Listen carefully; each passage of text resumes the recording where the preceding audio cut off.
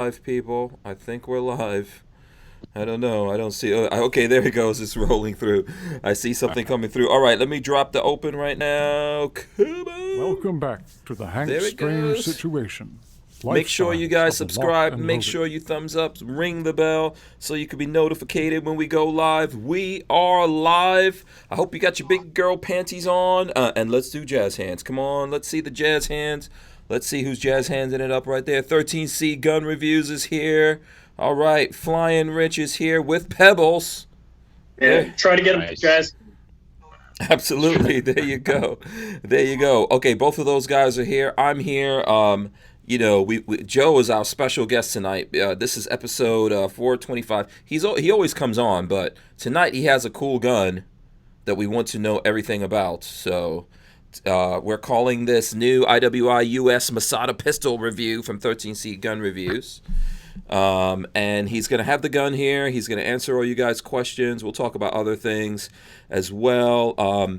There in the description of this video is the link to 13C Gun Reviews video. I suggest you guys check that out. I think you've got some really cool content in there, Joe. You want to? I do. Yeah. Mhm. Yeah. So you guys Yeah, go yeah, I go do. over and check that out. Yeah. It's very detailed. I think. Are you at 2,000 rounds through it already at this point?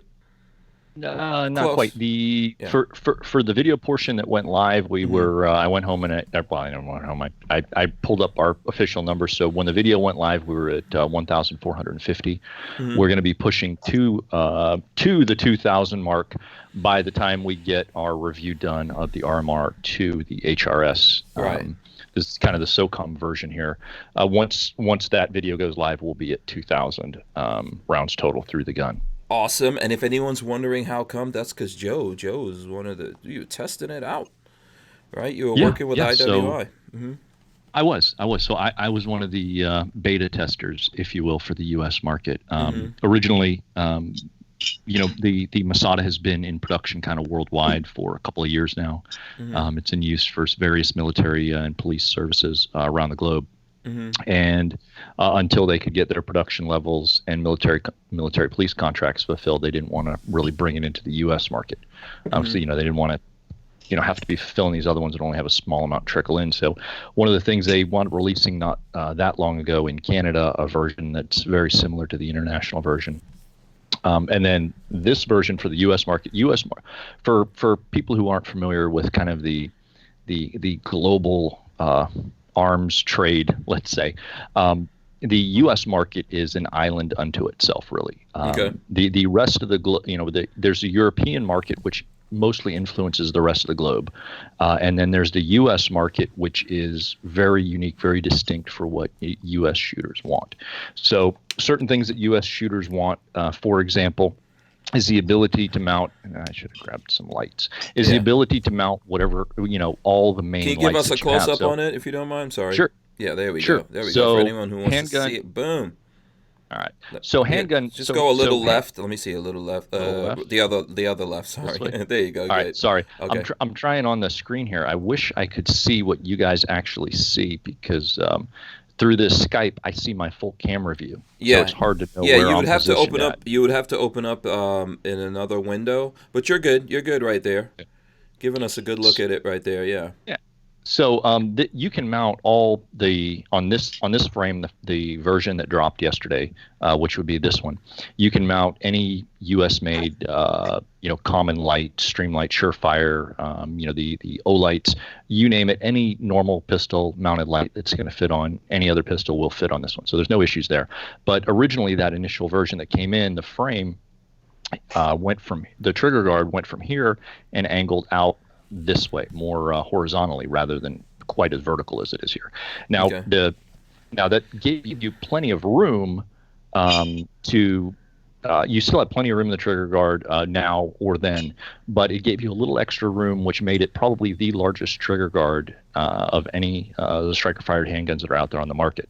This still puts it in line with any of the other ones, be it Glock, VP9, things like that. It's still one of the largest trigger guards, but they wanted just to make it a little bit larger so that you especially like the northern half of the U.S. a lot of people wear gloves. Yeah. Absolutely. So anyway, part of our testing initially a couple months ago, what we found out was you can't mount, previously, not on this one, but on the old frame, you couldn't mount some of the larger Surefires and Streamlights. It just there wasn't quite enough room behind it. Mm-hmm. So they had to redesign the frame. They wound up sending out another frame.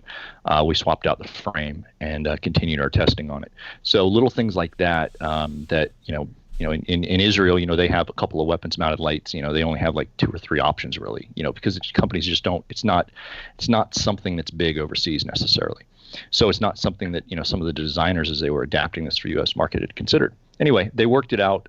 They figured it out, and then we got this version that we have here. Another, some of the other things that are unique to the U.S. market, they wanted a optics ready model. So there is only one model for the U.S. market. I know there's some other videos out there that people kind of put out information about that.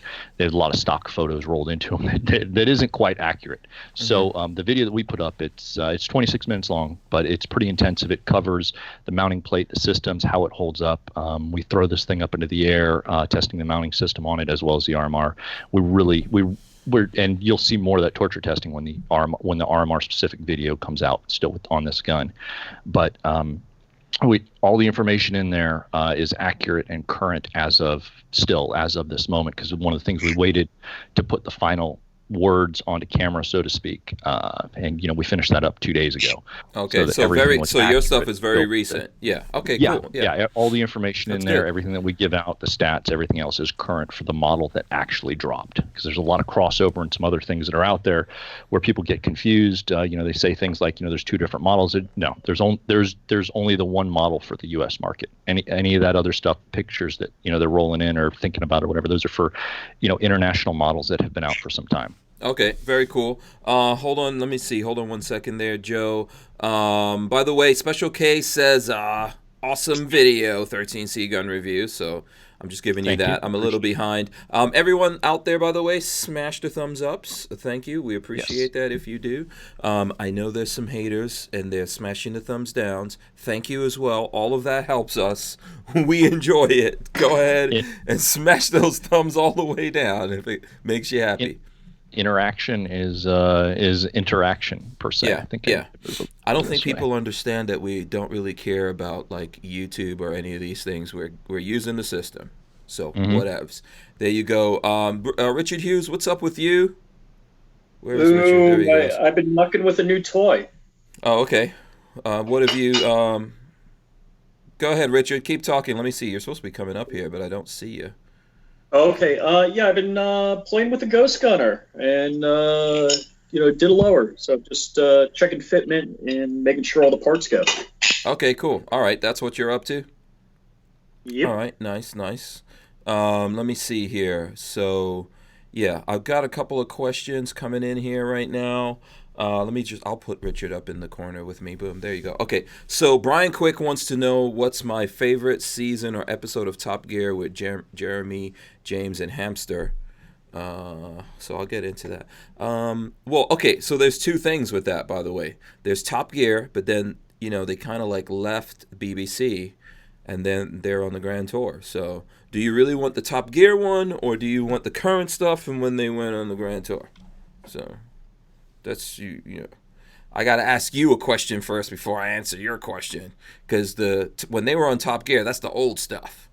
I don't even like Top Gear that much anymore, but I still look at it because I got to look at car stuff. Can't help it. Let me see if there's any shout-outs here I need to do to anyone. I don't know who needs the shout-outs. DC2 Mega Boost says smash those thumbs ups. Appalachian Gun Runner says the same thing. I'm throwing those up there right now. Let's see. Harry's Holster says, Joe, do you work for IWI now? Oh, Joe, you're muted. Where's Joe? Oh, sorry about that. Okay. No, I don't. I volunteered to be a U.S. tester for this. They came to me and they asked me if I would be willing to help them test it and get it out, because they'd seen some other videos that I had done with the Devores and stuff like that, which was pretty cool. So yeah. So yeah. Let me ask. I don't work for them, and right. I was not paid to do the video. If that was a follow-up question. This is a good place to we're gonna get. I think the thing for us to do right now is to get into the stuff with this pistol because it's kind of new, right? I don't know if everyone knows it's out there right now. Yeah. So it just officially dropped yesterday at 9 a.m. Okay, yeah. So we're gonna get into that. Let me see. Okay, so Black Sword Shinobi is asking a question. Says, Hank, did you send the money to the GOA? Yes, we did. So I got that little half a check, split it between the GOA and Marge Teray. That money's already sent out to those guys. So for anyone who wants to know about that, Harry says, gotcha.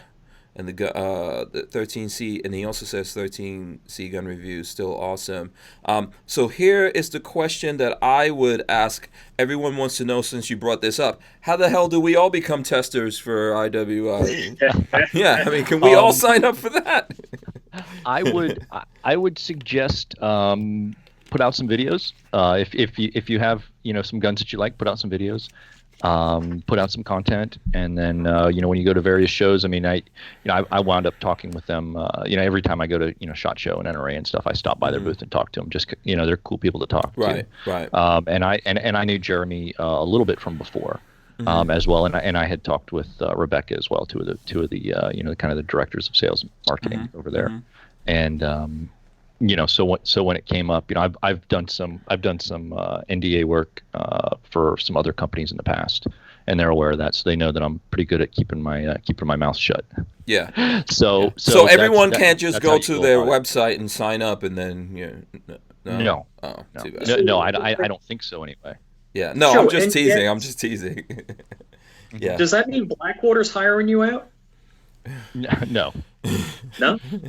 Although I am looking for work, so if somebody actually wants to hire me, I'd be more than happy to do that. If it comes to something that I'm going to put out on video, I'm still going to keep my own opinion on it.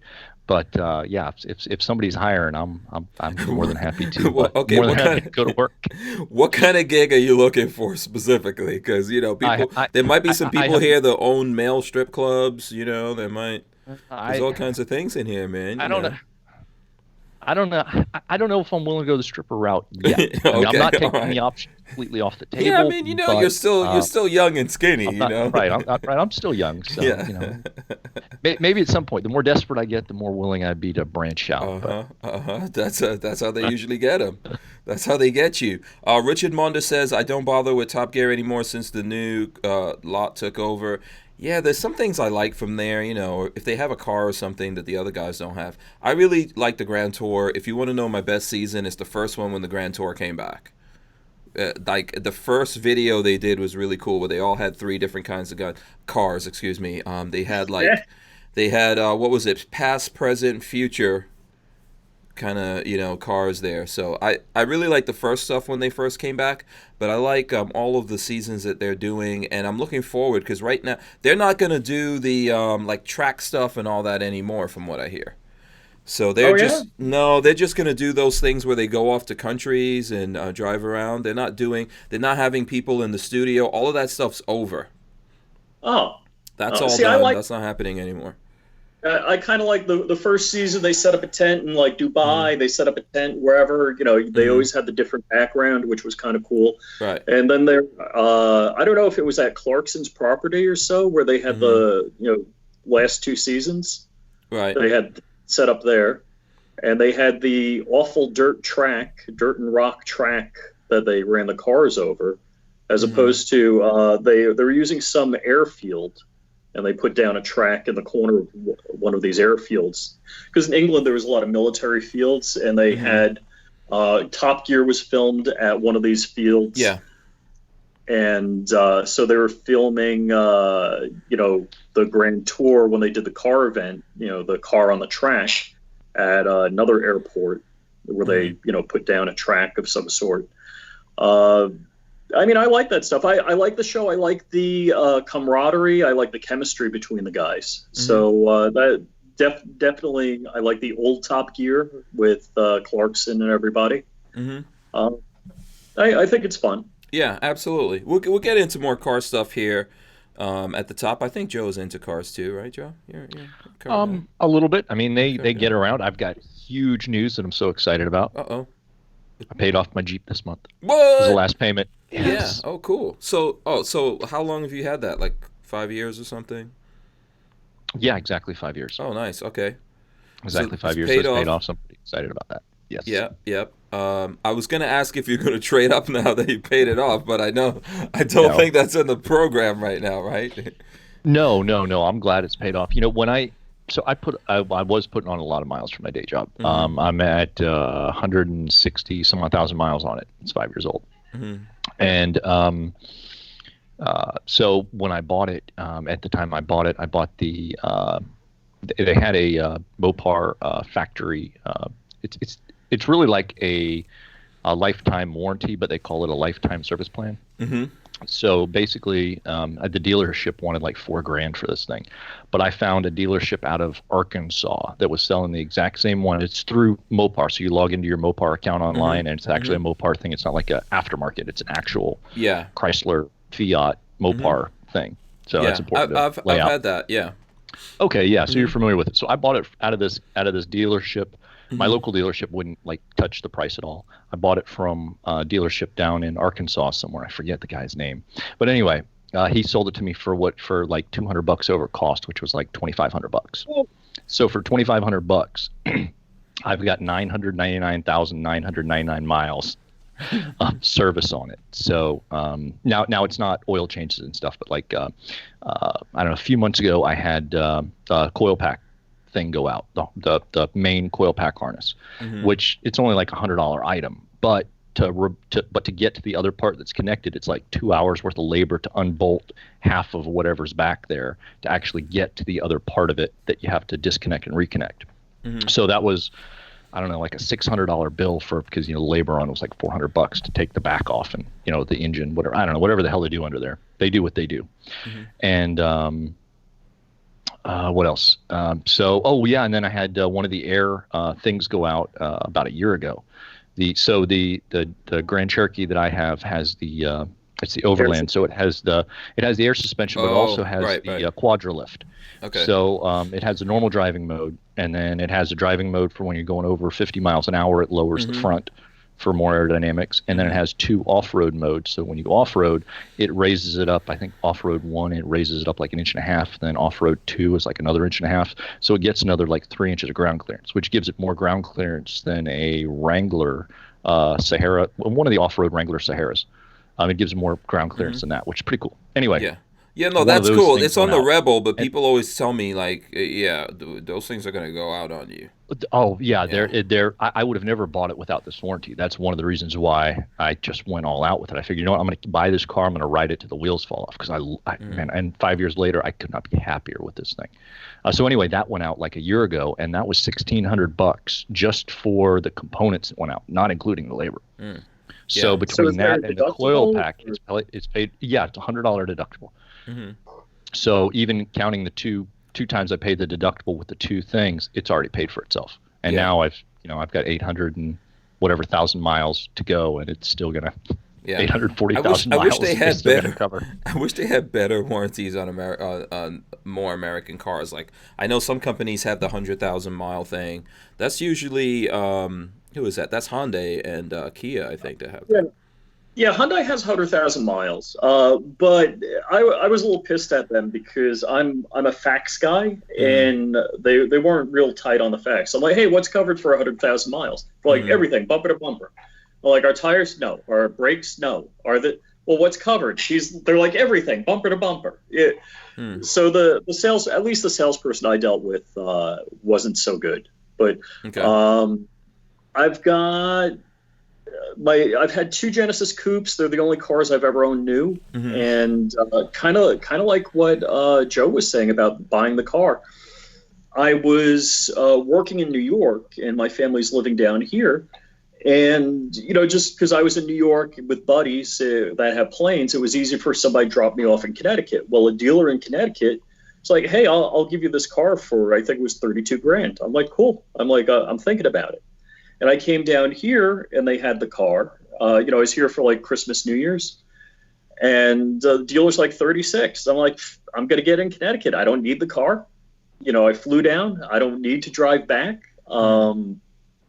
I haggled for like 4 hours, got it for $32,000. Oh, okay. But Let's see, I'm just a little over 50,000 miles. Really, no issues. I did go through tires with, performance car. You go through tires pretty quick, and the front brakes. So I did brakes and rotors, but otherwise, car's been fine. No issues. Yeah. Okay, cool. All right, listen, let's get back into the gun. There's lots of people in here for the gun. We got to get the gun, the Masada stuff out of the way here. Jim Way Jam says, for that new IWI, what calibers will it come in? So that's from Jim Way, who in his thing is rocking a Mohawk. So shout out to him. So right now, just 9mm. I don't know how, if and when they're going to change that. Right now, just 9mm. I know they are. Big question I've had, and that I had right out of the thing, since it's going to have, it's got your RMR cut in it. Are they going to offer a threaded barrel? I do not.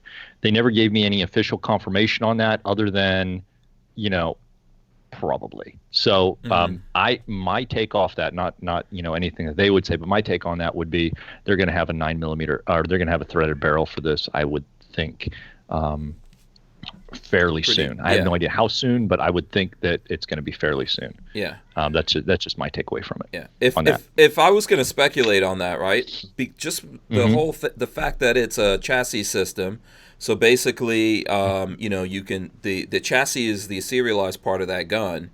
So this is modular. So just based on that, I'm sure they're going to have other calibers depending on the popularity of this. And like DCG 44s is saying, one of the best parts of the Masada pistol is a surprisingly reasonable price. So it might be popular. I can't help but think this is going to be crazy popular. It's got one of, for its price point, it's got probably the best factory trigger out there. Now it's a little bit, I was as surprised at this trigger as I was at the trigger on the VP9 for its price point. Well, which I think the two guns are very, you can compare them very easily. They're about the same price. Obviously this one has the RMR cut for it, right out of the box. So, you've got some added value in this. But as far as it feels good in the hand, the trigger is really nice. The ergos are good. It's ambidextrous. Sorry for the guy who hates when I say that. So ambi slide release, ambi mag release on both sides. You don't have to switch anything out. It's just ready to go right out of the thing. So you can drop from either side here without changing anything around. Oh, that's good. Release. That's pretty good.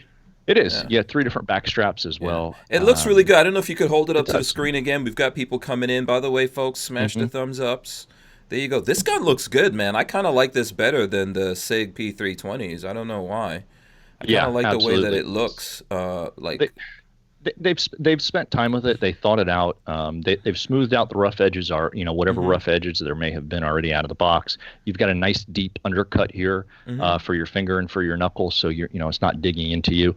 That's one of the big digs that I've had on some other manufacturers that they just cheap out on that. They go flat, and then you're going to have somebody come in and contour that after the fact. Yeah, I like the way it looks. Dan Hates You says, I want to see a mud test. I know you were testing it in your video. I saw you throwing it around and stuff. I recommend you guys go check out that video. And you can even just open up a thing right now if you're on a computer or whatever and roll it. Make sure you thumbs ups and give shout outs to Joe and all that kind of stuff. Comment in there. Help get that video spun up. Let's see what we got. So, go ahead. Joe, the slide, is that polymer, or what is the finish on that? Okay, so the finish on this, oh god, now I'm having to draw a blank. It is a it's almost like a melanite type finish. It's you can see there's actually no scratches on it yet. So the finish on here is pretty tough. I got to pull the exact name for the finish off here. I don't want to call it wrong. Right. So I actually got a couple different things I'm working on right now. Okay. So, and Hank, you said you already saw the video. So you saw this thing go sailing up into the air. Yeah, I saw you throw dozens and dozens of feet.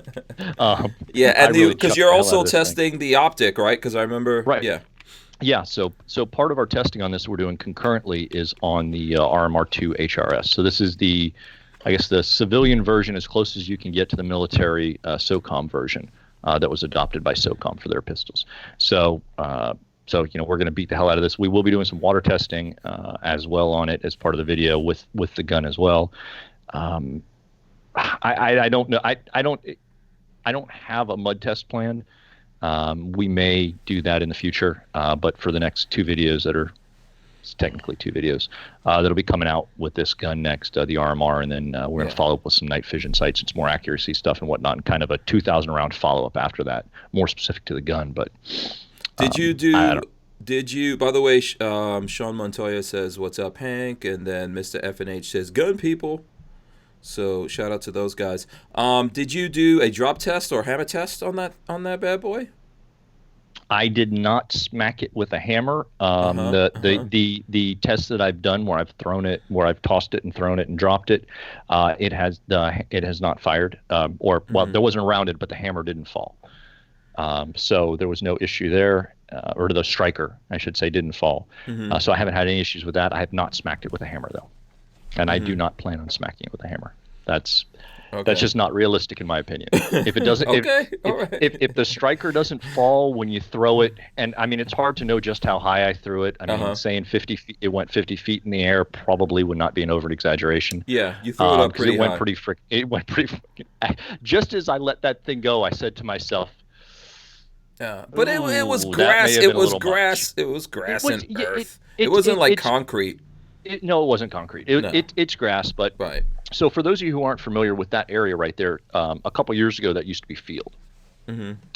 So when they came out, that area right there where it fell. I mean, if you look down, it's grass, but it's barely grass. It's mostly really low cut weeds and stuff. So that area is where we had 93 triaxle dump trucks full of dirt come out. So that area was driven over like. It's rock solid, that ground. I mean, it is about as tough a grass, dirt, weed thing as you can get. And then a flat blade dozer came and pushed it all up and ran over out there for 8 hours, moving everything around. It looks like a golf course, actually. Now, like a it's fairway. Pretty smooth, but yeah. I keep the grass cut as low as possible out there because if it comes up, then it looks horrible. But keeping it low, it looks really nice on video. Yeah. But anyway, that's where that ground is. So it's not It's not soft dirt. I'm not trying to overplay it or underplay it. It's just it's not soft. It is like frickin' clay almost because the dirt that was out there and on top of it is not well. I'll take a picture of it one day, like actually up close so you can see what it is. But most of it's just clovers and other stuff you keep down. Yeah. The only thing I would say, the video was great, man. The only thing I would say, you got to get some of that Donald Trump orange spray tan. I'm telling you, you're blinding me. You're blinding me. For the most part, I'm white or I burn. There's just really one or the other, right? One or the other, yeah. Now, we're just coming off of that summer heat wave. It's actually been beautiful here the last 2 days. We were just coming off that summer heat wave where we had heat indexes in the 115s up here, and I was just for a week I didn't go outside really when the sun was out. Yeah. So. Do you get sunstroke or anything like that? I know a lot of fair-skinned people that happens to them. I don't know. Well, you were born in Florida. Well, that's not, I was born in Florida, so if I stay hydrated, anytime I'm ever out there with anybody in the sun or the heat, I mean, I nonstop drinking from water. I lose tons of water. Yeah. So if I stay hydrated, no, not really. I will get overheated if I'm out there for a while though, and I do need to at least get in the shade, but. Okay. Archangel. I got to use. Yeah, exactly. Black Sword is saying, dude, use sunblock. Yeah, absolutely. if I'm out in the sun for any amount of time, I have sunscreen on, because I'll go from nothing to burnt, super fast. Yeah. It's just. I've always been like that.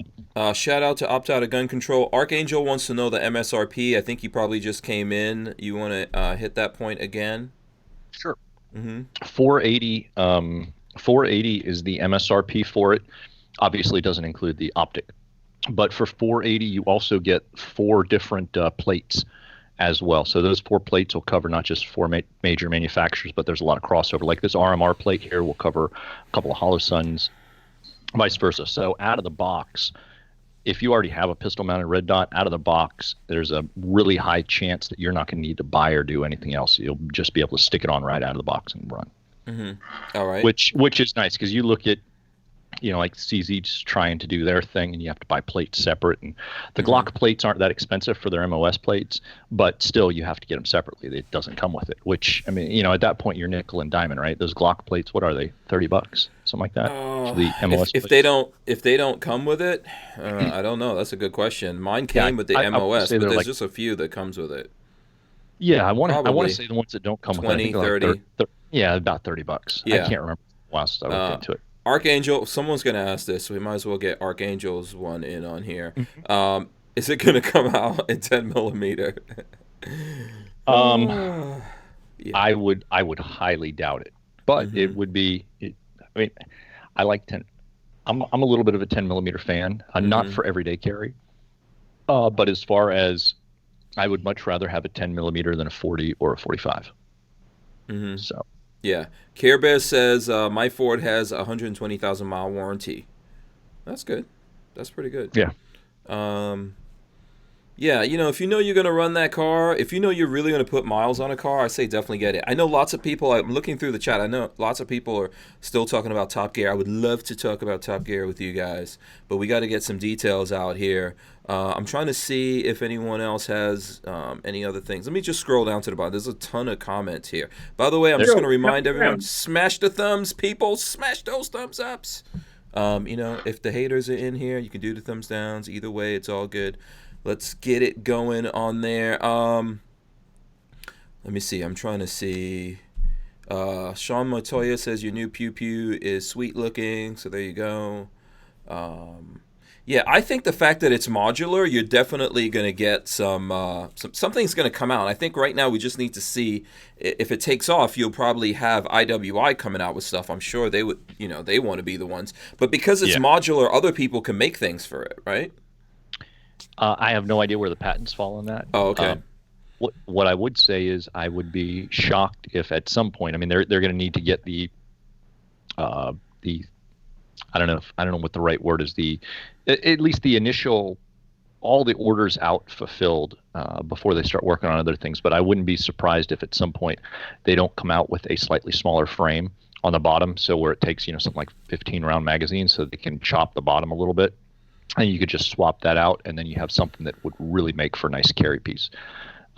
If they shorten this, as it stands now, it's almost identical in size to a VP9. It's very, very close. So just a little bit bigger than a Glock 19, just a little bit smaller than a Glock 17. Okay. If they can just remove half an inch off the bottom here, because it's a 17 plus 1 round gun, so it's not like it's not like it's a full size grip for the sake of being a full size grip like the VP9. This VP9 is only 15 rounds. You've got a 17 in here. If they can delete 2 of those rounds, bring it down to like a 15 or 14 round gun, and then shorten the grip up, then you'd really have something that would be I'm almost tempted to call it a Glock 19 killer. Oh, okay. Yeah, I mean, Len Holt wants to know how Len Holt wanted to ask how it compares to the Glock. I've carried a Glock 19. I mean, I've varied on and off. I carried a VP9 for like a year and a half before it was just the grip was too long. I got tired of carrying it. And I went back to a G19, but I've carried a G19 for the majority of the past 10 years. Okay. And so I am a big fan of the Gen 3 Glock 9. I absolutely have no problem carrying this for self-defense right now. As far as reliability-wise, we'll skip to the end of that 1,400 round video and give you guys the spoiler. 1,450 rounds. It went through the first about 1,200 with 0 malfunctions. And then there was 1 malfunction around the 1,200 mark. It was a failure to fully extract. And in the video, I roll in the casing, and I'm wondering if I have it here within reach. I don't. Yes, I do. Okay, so is this it? Yeah, this is it. So in the video, I roll in you said it was a high-def picture of the nicked. Case. Yeah, it's nicked. Yeah, and you can see where the extractor grabbed it and kind of bent and deformed part of this casing here. So I'm calling this a bad piece of brass. Okay. Because in the high def picture, that was only one video. Only and one that's issue? The only malfunction. Okay. It hasn't. I got it out of the box. I put a little bit of lube on it. I used some Liquid Freakiness lube, which is is that a thing? Is that a thing? Oh, so it's from a company. It's from a company called Vulture Equipment Works, and it's it It's a great lube. I actually prefer I prefer their grease because their high temp grease is really good. For grease applications, at least. As far as for the lube, I think it's very similar to Breakthrough Clean. Okay. It's really good. I really haven't been able to tell the difference. Okay. I'm a big fan of Breakthrough. Their HP Plus as well. I think it's very similar. I'm not a scientist though, but in my use, anyway, I lubed it once and then that's it. Now, for full disclosure, obviously, this has seen 2 frames. So the frame was swapped out about 700 rounds into it. But still, when I changed out that internal chassis, the frame really is, it's just for the plastic. most part, useless. Yeah. It's just plastic. Yeah. So yeah, there was a change out there, but I didn't clean it when I changed it out. Some of the stuff rubbed off on my hands, but other than that, so 1,450 rounds, one malfunction where the back of the case was deformed and bent as it came out. I'm calling that a brass issue. Okay. And then that's it. So I would, I from the amount that I've ran my G19, I've run a number in several different classes. There's no way my G19 can do any better than one malfunction per 1,450 rounds. Okay. Cool. By the time it hits the 1,000 mark, it's going to throw the occasional malfunction. Okay. And I would assume everybody else who's out there that doesn't clean their Glocks runs into the same thing. A round every, round or two every so often. So. Yeah, I feel 100% confident in the reliability with this. The accuracy is right on. I'm not a fan of their 3-dot system. So the sights, that's something to actually talk about. The sights on here, the kind of European Israeli method is they use these 3 dots here as your aiming system, not the actual posts. And I don't like that. Unless I'm shooting in low light, I'm trying to shoot really fast. I don't like using the dots because, in my opinion, they're not as accurate of an aiming system. Okay. So anyway, if you try and use the post like you normally would, where you put that front sight post, say you have a 1-inch bull, you bisect that 1-inch bull with your front sight post, you're going to be low. But if you're using your dot as your point of aim, point of impact, you're going to be on it. You were pretty accurate from what I saw in there, man.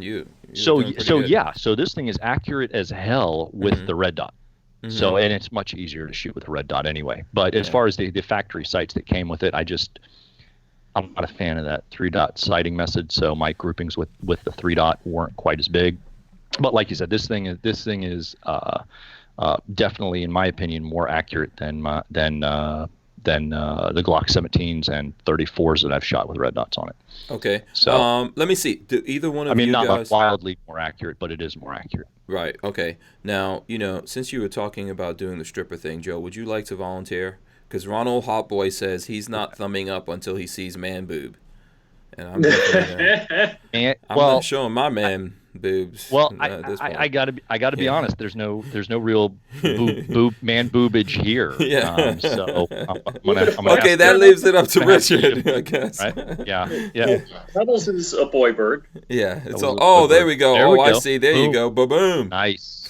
Nice. All right. I don't know if that does it for him. I don't know, man. I don't know if that's gonna be. I hope that does it for you. Let's see. I got a question. As far as polymer guns, you're saying, okay, it's got a trigger like a VP9.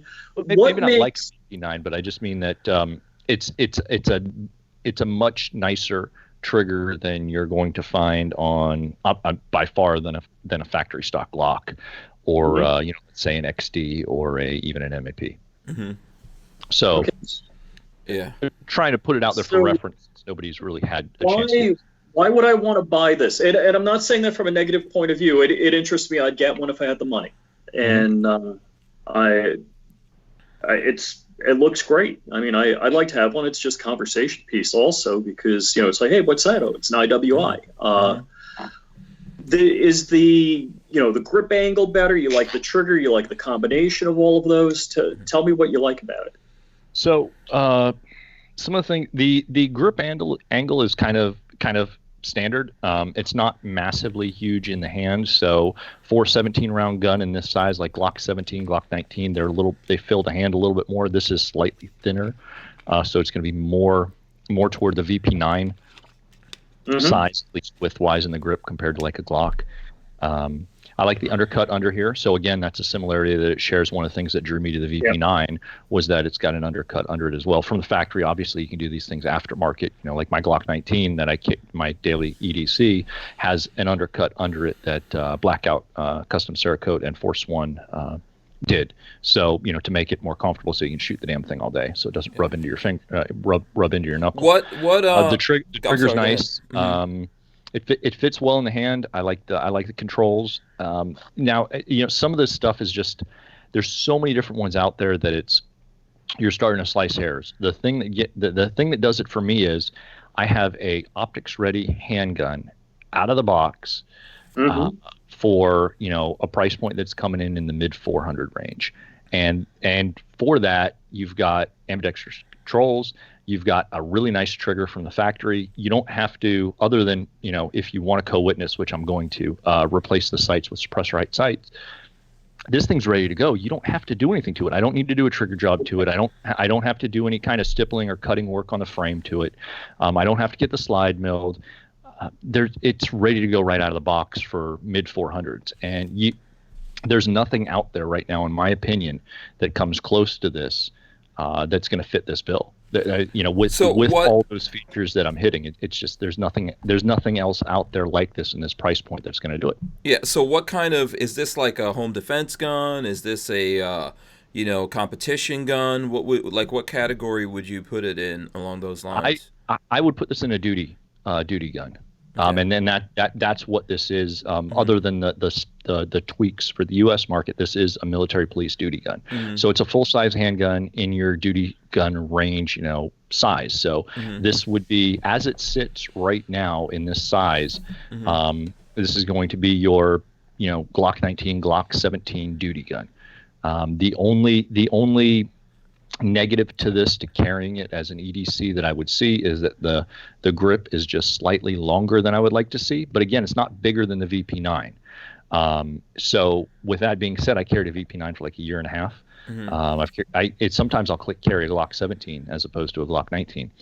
But I do like that slightly smaller grip of the Glock 19. So, and the only thing it's got going there is not that much. It's not that much different. So there's nothing stopping this from being a great EDC, especially wintertime when you're wearing heavier clothes.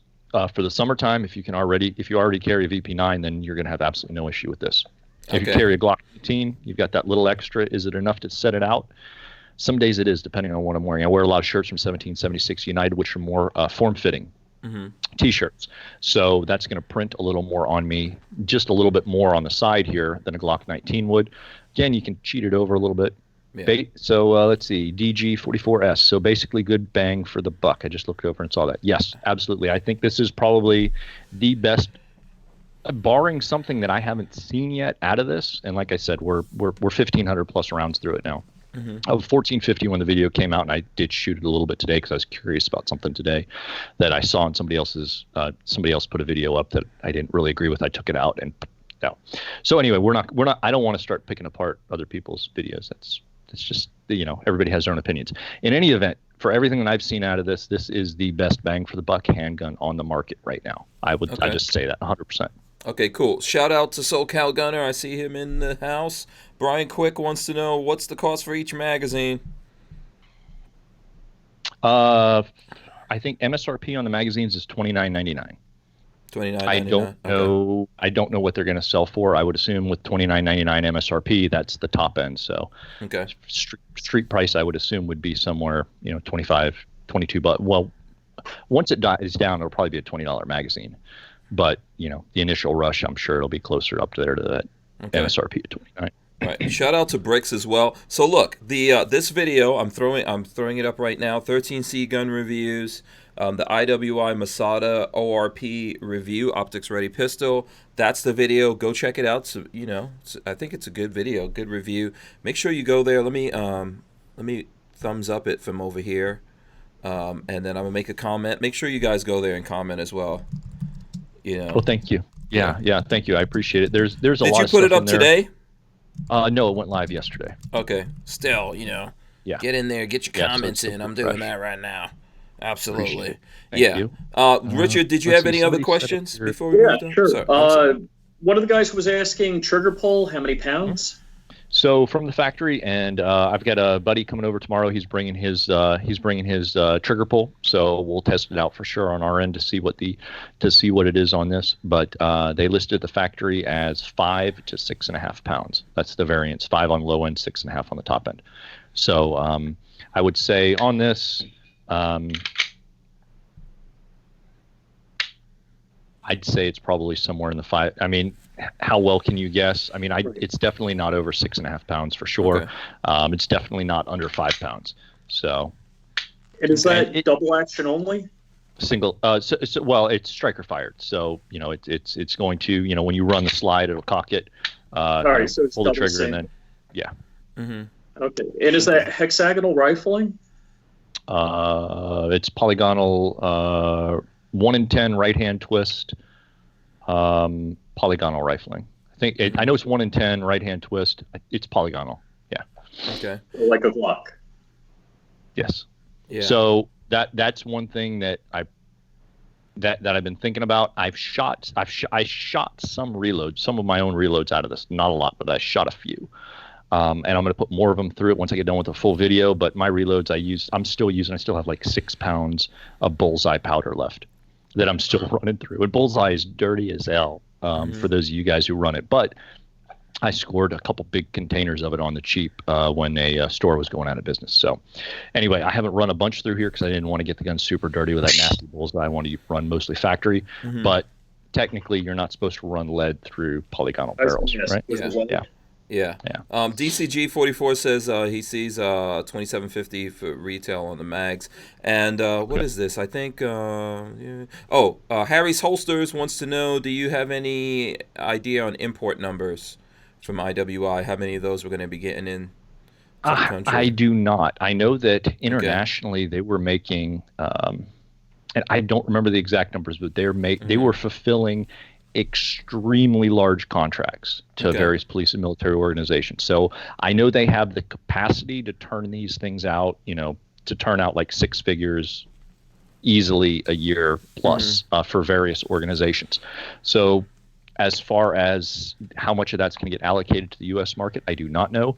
I do know, though, that from the time we discovered the frame issue to the time we got the next frame, it was 4 weeks on the nose, basically, to when, one of the guys from IWI hopped on a plane. He threw a bunch of U.S.-made, Streamlight Surefire light handgun-mounted lights in a bag, flew over there personally to Israel for them to get this frame remolded and redesigned, for U.S. lights, and that's expensive doing that's expensive doing those molds and stuff like that, right?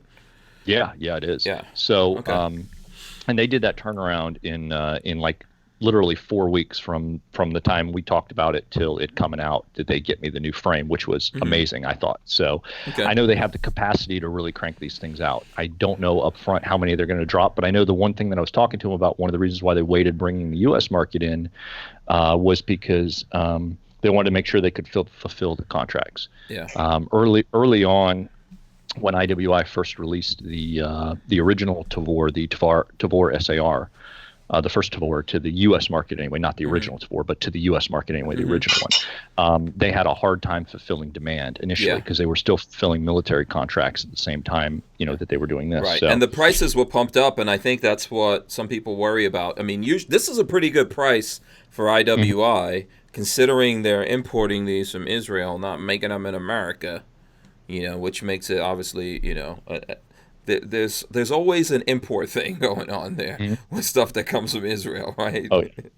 Yeah. So, and I want to give a shout out to Harry's Holsters right now, and I have one of their holsters here. So, nice. So they sent me out a holster to test. They actually, let me grab this one right here. This is a SICK inside the waistband holster, and I've had this is for that looks good for the CZP-10C. Okay. Oh yeah, I mean it's crazy comfortable. It's really nice. And I've been waiting to do the video on this because I've had so many issues with that CZP-10C that I've had. I mean that thing is just a freaking hot mess. Really? And yeah, that's disappointing. Okay. It is. It really is. It's the threaded barrel version, and I've had all kinds of. I mean, just it's ridiculous. I've been trying to figure out how I'm going to approach this video because I mean I don't want to be unfair. At the same time, this thing is just it's a freaking hot mess. That's the easiest way to put it. Yeah. Well, there you go. That's the title. The holster has had zero issues. Right. So okay. I can speak very highly of the holster, and I need to get this holster video out and finished and done. It's just that. I don't know how the hell to I don't know how to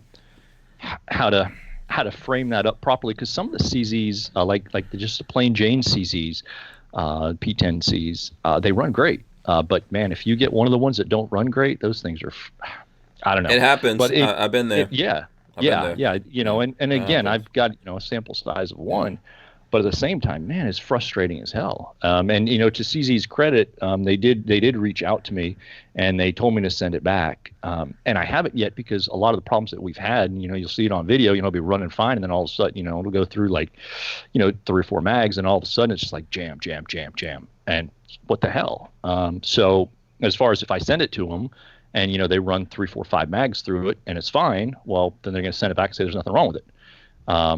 I don't know what the hell to do with it at this point. Other than I don't know, maybe send it to them as soon as they send it back, sell it and get rid of it because I'm tired of it. But anyway, I apologize to Harry's Holsters on this because I've been sitting on this thing for a while. I know I made a couple social media posts, but that's the backstory on this. That's just freaking man. Just do a Harry's Holster video on an invisible P10C. That's it. You know? Right. You're the only one in America with the invisible P10C. I feel bad because this is a sweet ass holster. What yeah, it looks good. I like that color. Oh, what color Kydex? Awesome. That's Cryptech, what? Banshee. Cryptech Banshee is good looking. Oh my God! Yeah. If you see this thing in person, it looks even better than on video. It looks almost golden. I like it. Amazing. Yeah. So what I'm actually thinking about is if I'm going to get rid of this P10C, which probably I will, I'll probably wind up selling it. At that point, I'll put this thing because it's still in great shape. I'll probably put this up as a sale on. Or not a sale, as a giveaway on the 13C newsletter. Mm-hmm. So we'll give this away, and hopefully, whoever wins it will have a P10C, or we'll figure out something. We'll give it away to a subscriber somehow, some way. Yeah. If I don't keep it, if I Harry's cool with it. He says he bought what is this? I bought a used Sphinx SDP compact off Gunbroker for a song, and is having issues. So I think that happens. That happens sometimes, unfortunately. It does, and this P10C was brand new, and one of the reasons why I bought it was I wanted an extra 9mm suppressor host, because I didn't just want to if for any reason there were some issues with silencers and pistons and whatnot that were coming from the factory, I wanted to be able to put it on different guns, because I don't have a huge amount of suppressor hosts at the moment. Okay, but at least so I could do it on my own. I mean, I have a lot of friends that have, various, we could do it that way, but at least as far as for my own testing, when it's just me here. But, and it was cheap, man. God, it was $420 delivered for that P10C with the threaded barrel. It was dirt cheap. 400, did you just say 420? 420. It was 420 or 425 delivered. Yeah. No, I mean, that's not nice considering it's not working, but Right. And that's one of the reasons why I jumped on it. Yeah. Well, there's lots of good deals out there now. Bob wants to know when they're going to bring in the caramel, or is that the camel? I'm guessing that's something. Does IWI have a caramel? I don't know. Hold on. When will they bring the caramel? There's a new. So they have a new 5.56 rifle, and it's. I'm trying to look through the comments and see where it is here. Was it a recent comment down here? If you scroll back, it's Bob. Bob. I don't know if it's Bob or Bob. When are they bringing in the caramel? Yeah. So that is a. Give us the right pronunciation of Bob. Is it Bob or Bob? So it is that rifle. For people who aren't familiar with it, it looks like a Beretta ARX, an ACR, and a that's a lot of combos. And a Scar, maybe. Had a beautiful looking love child. Basically, okay. That's kind of how it looks like. Really? It's going to have a modular barrel and stuff like that. Now, I have no information at all about that. Okay. None at all. So that is something that was, again, one of those international things, and I think it's very purposefully designed for something. I would assume, since it's a rifle-based thing, I would assume that's going to be on the back boiler until the Tavor 7 gets out and launched, which I believe should be before the end of the year for sure. I would assume. Right. I don't necessarily have any inside information on that, but I feel like it's going to be out before the end of the year. Yeah, Armsman says unfortunately there's been issues with those P10Cs. So there you go. Let's switch. Oh, it's 350 now, right? Oh really? Really? Yeah. 350. Yeah, that's what I'm saying. They're going opposite direction of the that HS2000. Is not a good. Yeah. Man, that HS2000 at the time, that's the predecessor to the XD. 9, the original XD9 that Springfield brought in. And Springfield bought the U.S. import rights. They slapped their logo on it, and they jacked the price up about $150. Those HS2000s, I have an original HS2000. That was, for the year, which would have been like right around 2000, when that HS2000 was really just coming out into its own kind of, that could have been a Glock killer. Could have been if Springfield hadn't gotten involved, I don't think, and hadn't just been Springfield with it and let HS just kind of continue to evolve it. But they they screwed it up, and then, the whole. Anyway, yeah. So. Let me see. We got a couple things here. Opt Out of Gun Control says looks like it's got some Scorpion mixed in there too. The Carmel. Yes. Okay, and Michael Bender says, I love my holster I got from Harry's Holsters for my G45. It was on sale too. It's perfect. So there you go. And you can use the code, I think it's Hank Strange, right, Lola? For 10% off at Harry's Holsters. Let's switch a little bit here. I'm going to throw up this I'm going to throw this thing up here from the news. I think this is some. By the way, Tucker Carlson is going to have Trump tonight. That's interesting. That should be interesting. So here's the headline: Armed police surround machine gun equipped car owned by Mad Max fan. So this I think this was in England, right? Did you guys read this story? Yeah. Yeah, so this looks like a Lexus. This is a Lexus. So here we go. Some folks in the English town of Herefordshire were terrified on Tuesday when they saw a car with machine guns and metal window guards mounted to it and called the police. Officers with their own firearms swarmed the sedan as it was parked at a rest stop, only to discover a polite driver who told them it was just his movie car that had broken down and that the guns weren't real. It broke down? That's embarrassing. Right. Like, the car looks badass, but hold on, this is a Lexus. How did it break down? Seriously, it looks good, though. I think it looks good. Would you guys ever build your cars? Would you ever build your Jeep, or you, Richard? Would you make your? Only if it like it's landing gear on a plane that it folds out and closes up and it's nice and sleek. You push a button, disappears. You don't know it's there. Oh, okay. All right. Yeah. That would be something cool, but I can't imagine driving that around necessarily, as a daily driver, let's say. Probably I could drive around a Mad Max type car as a daily driver. I think I could do it a little bit. I mean, not this one. Now, if everything on there was functional, right. At least you could drive around the state of Indiana, because in Indiana that would be legal. But yeah, with a working machine gun or without? If you had a tax stamp for it, it'd be legal.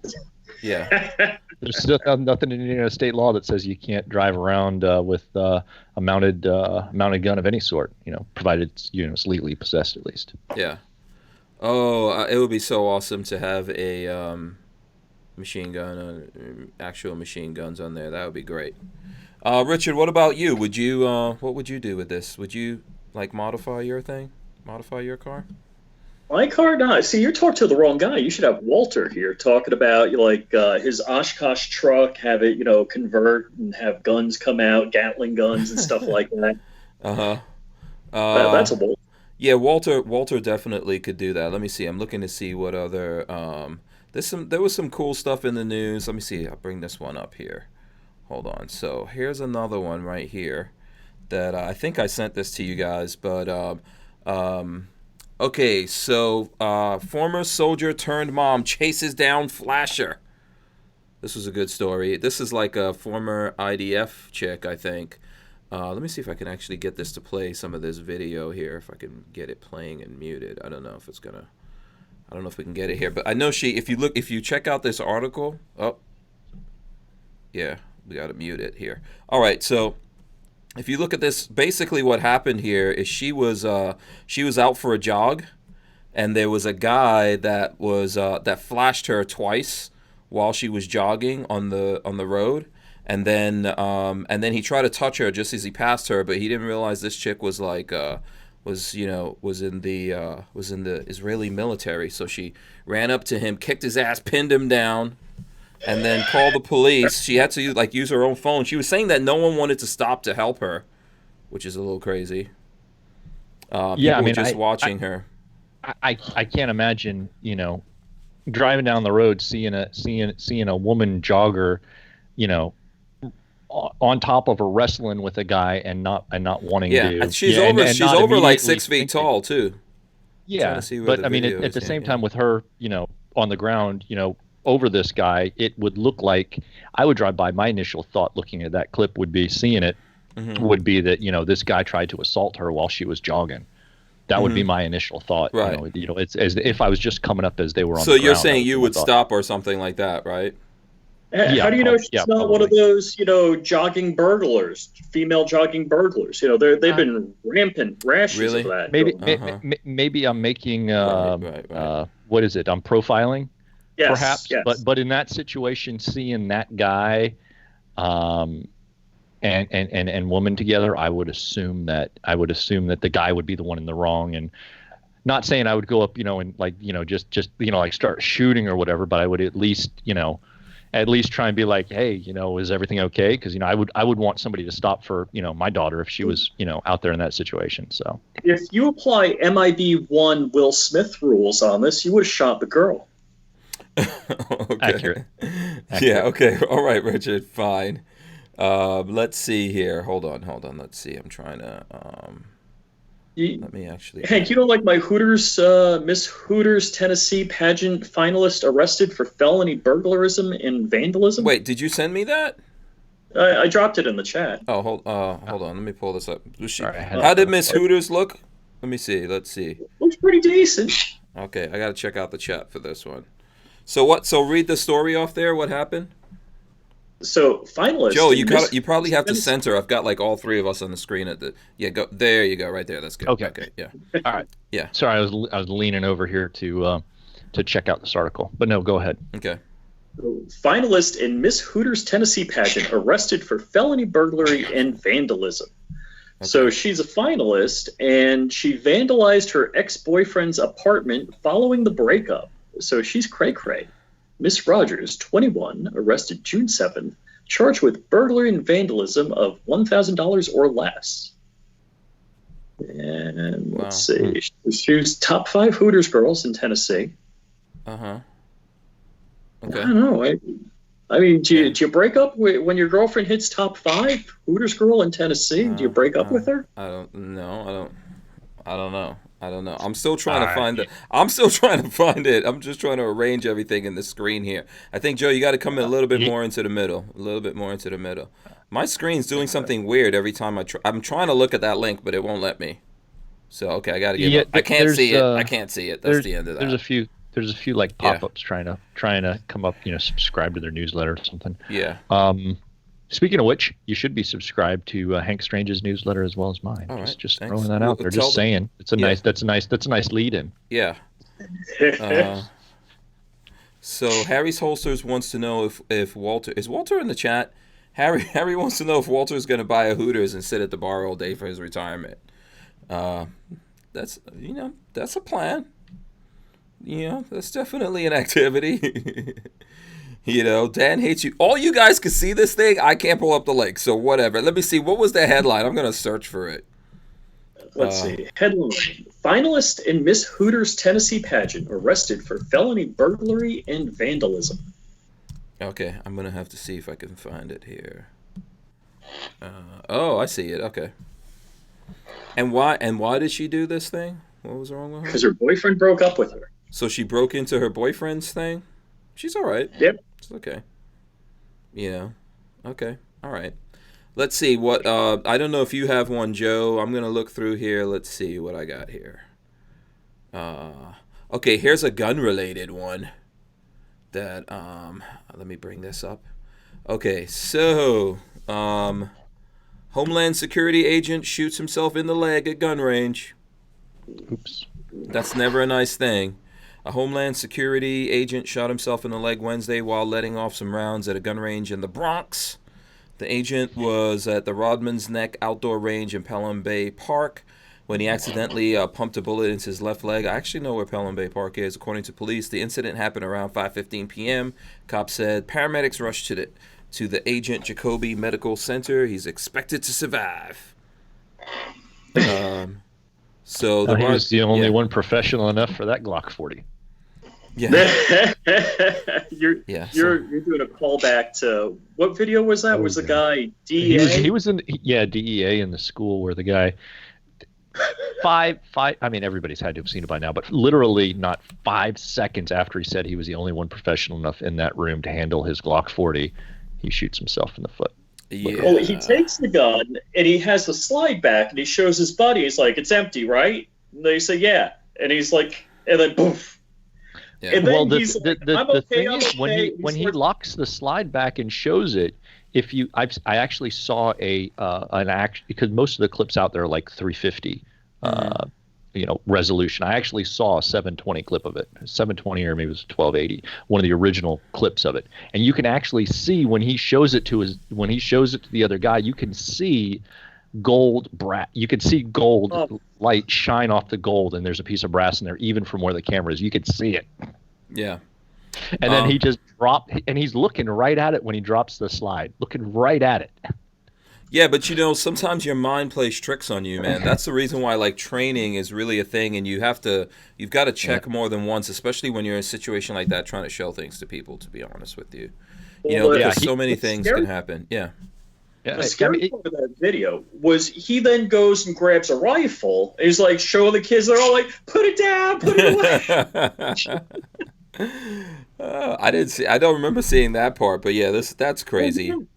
More training. Go ahead, Joe. Yeah, Rich is absolutely right. Yeah, after he shoots himself, he's kind of limping around, but he's still holding it, and he wants to now show a rifle. And he tries to play it off. Call it a day. He puts the handgun up, and he picks up the rifle to try and start talking about the rifle while he's limping. And all the kids start freaking out, like, "No, put it down!" And these are all like kindergarten, first, second graders that are telling him, "No, put it down." Oh boy, it is awesome. Oh god, it's so hilarious. I mean, it's hilarious because no innocent people were harmed. Right. That's why it's hilarious. Right. A couple of things about that. One, that guy's a real man, as far as I'm concerned. If he's still, you shoot yourself with a 10 mil, and then you're gonna show other guns, and I'm gonna be crying like a little girl on the floor. That's my go-to. If I shoot myself, cry like girl on floor. Yeah, Jake Delahome says he sued the DEA for releasing that video. He did. He said it caused irreparable harm to his career and his something about the way he was perceived in his office at his agency or whatever it was. Mm-hmm. Yeah, it caused irreparable harm to his career that they aired his stupidity. And I don't even think it was the DEA who technically aired it. I think it was that when it was originally aired, the link was shared via internal email, and that's why he tried to sue, because somebody had shared the link over their email system. I believe. I don't remember. It's been a long time, but it was ridiculous, and he was denied. Okay. All right. So, Opt Out of Gun Control says no. He's freaking stupid. Yeah. You listen. Once one thing goes wrong, you got to stop. Yeah, reassess the situation before you keep moving forward. Mm-hmm. Bad things happen in life. Something goes wrong. You need to stop and reassess before you keep moving forward. Red Bear says you got to traumatize the children so they vote in the gun control future. And can I ask you guys a question? And Walter's out there too. Shout out to Walter from Safety Harbor. Go ahead. Hey, Walter. If you guys go to the range and you come home, like I usually clean my guns in my garage because I'll open the door, I'll be in the shade even though it's crazy hot because it's Florida. But I Hmm. always make sure when I'm cleaning guns, excuse me, I still have one loaded like in my pocket or ready to go Mhm. because I don't want to have a bunch of pieces of guns and somebody roll up on me kind of thing. Okay. I mean, what do you guys do? What's your philosophy on that? Yeah, so I'm the same way. I mean, I before we moved here, I would basically clean the guns in the house, just in the house. Hmm. Now I've got the barn 100 yards away, so I have all my cleaning stuff and everything, all my maintenance and everything is over there. But yeah, when I'm over there, I'll have whatever my carry gun is always on me.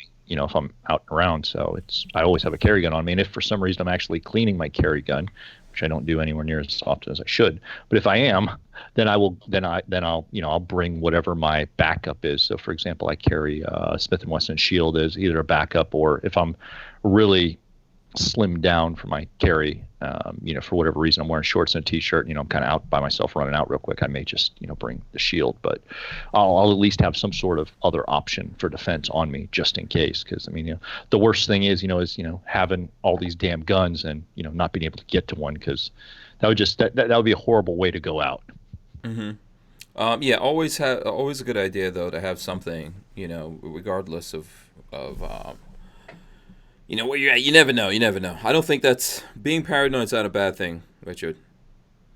So, Yeah, I don't know if I'm Boss paranoid. Hog says I don't clean anything. Every now and then, every now and then, if everything's going wrong, it's time to clean it.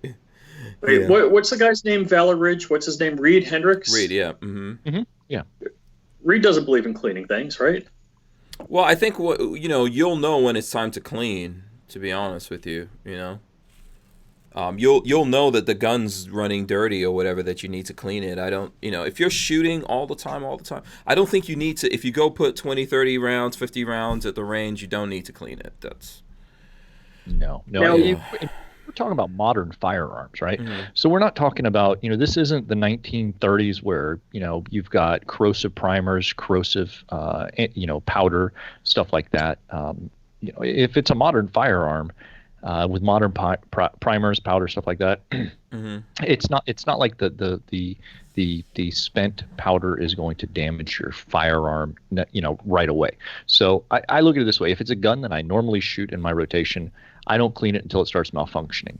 Now that being said, I do clean my carry gun at least every 500 rounds. And that's only because I know that by the time you start getting up there in rounds, you start getting pocket lint, everything else. Um, yeah. I don't want to be shot for lack of shooting back and clearing a malfunction if I can help it. It was just related to maintenance. So for me, I clean carry guns fairly regularly, not like super regularly, but at least with some regularity. Otherwise, if it's a gun that I normally shoot or I'm going to shoot, a couple times a year, I clean it when it starts to malfunction. Hmm. Now, if it's one of those guns where I shoot it maybe once every 3, 4, 5 years, because I mean at this point I have a number of, like my M1 Garand. I mean I shoot that thing maybe once a year, if that.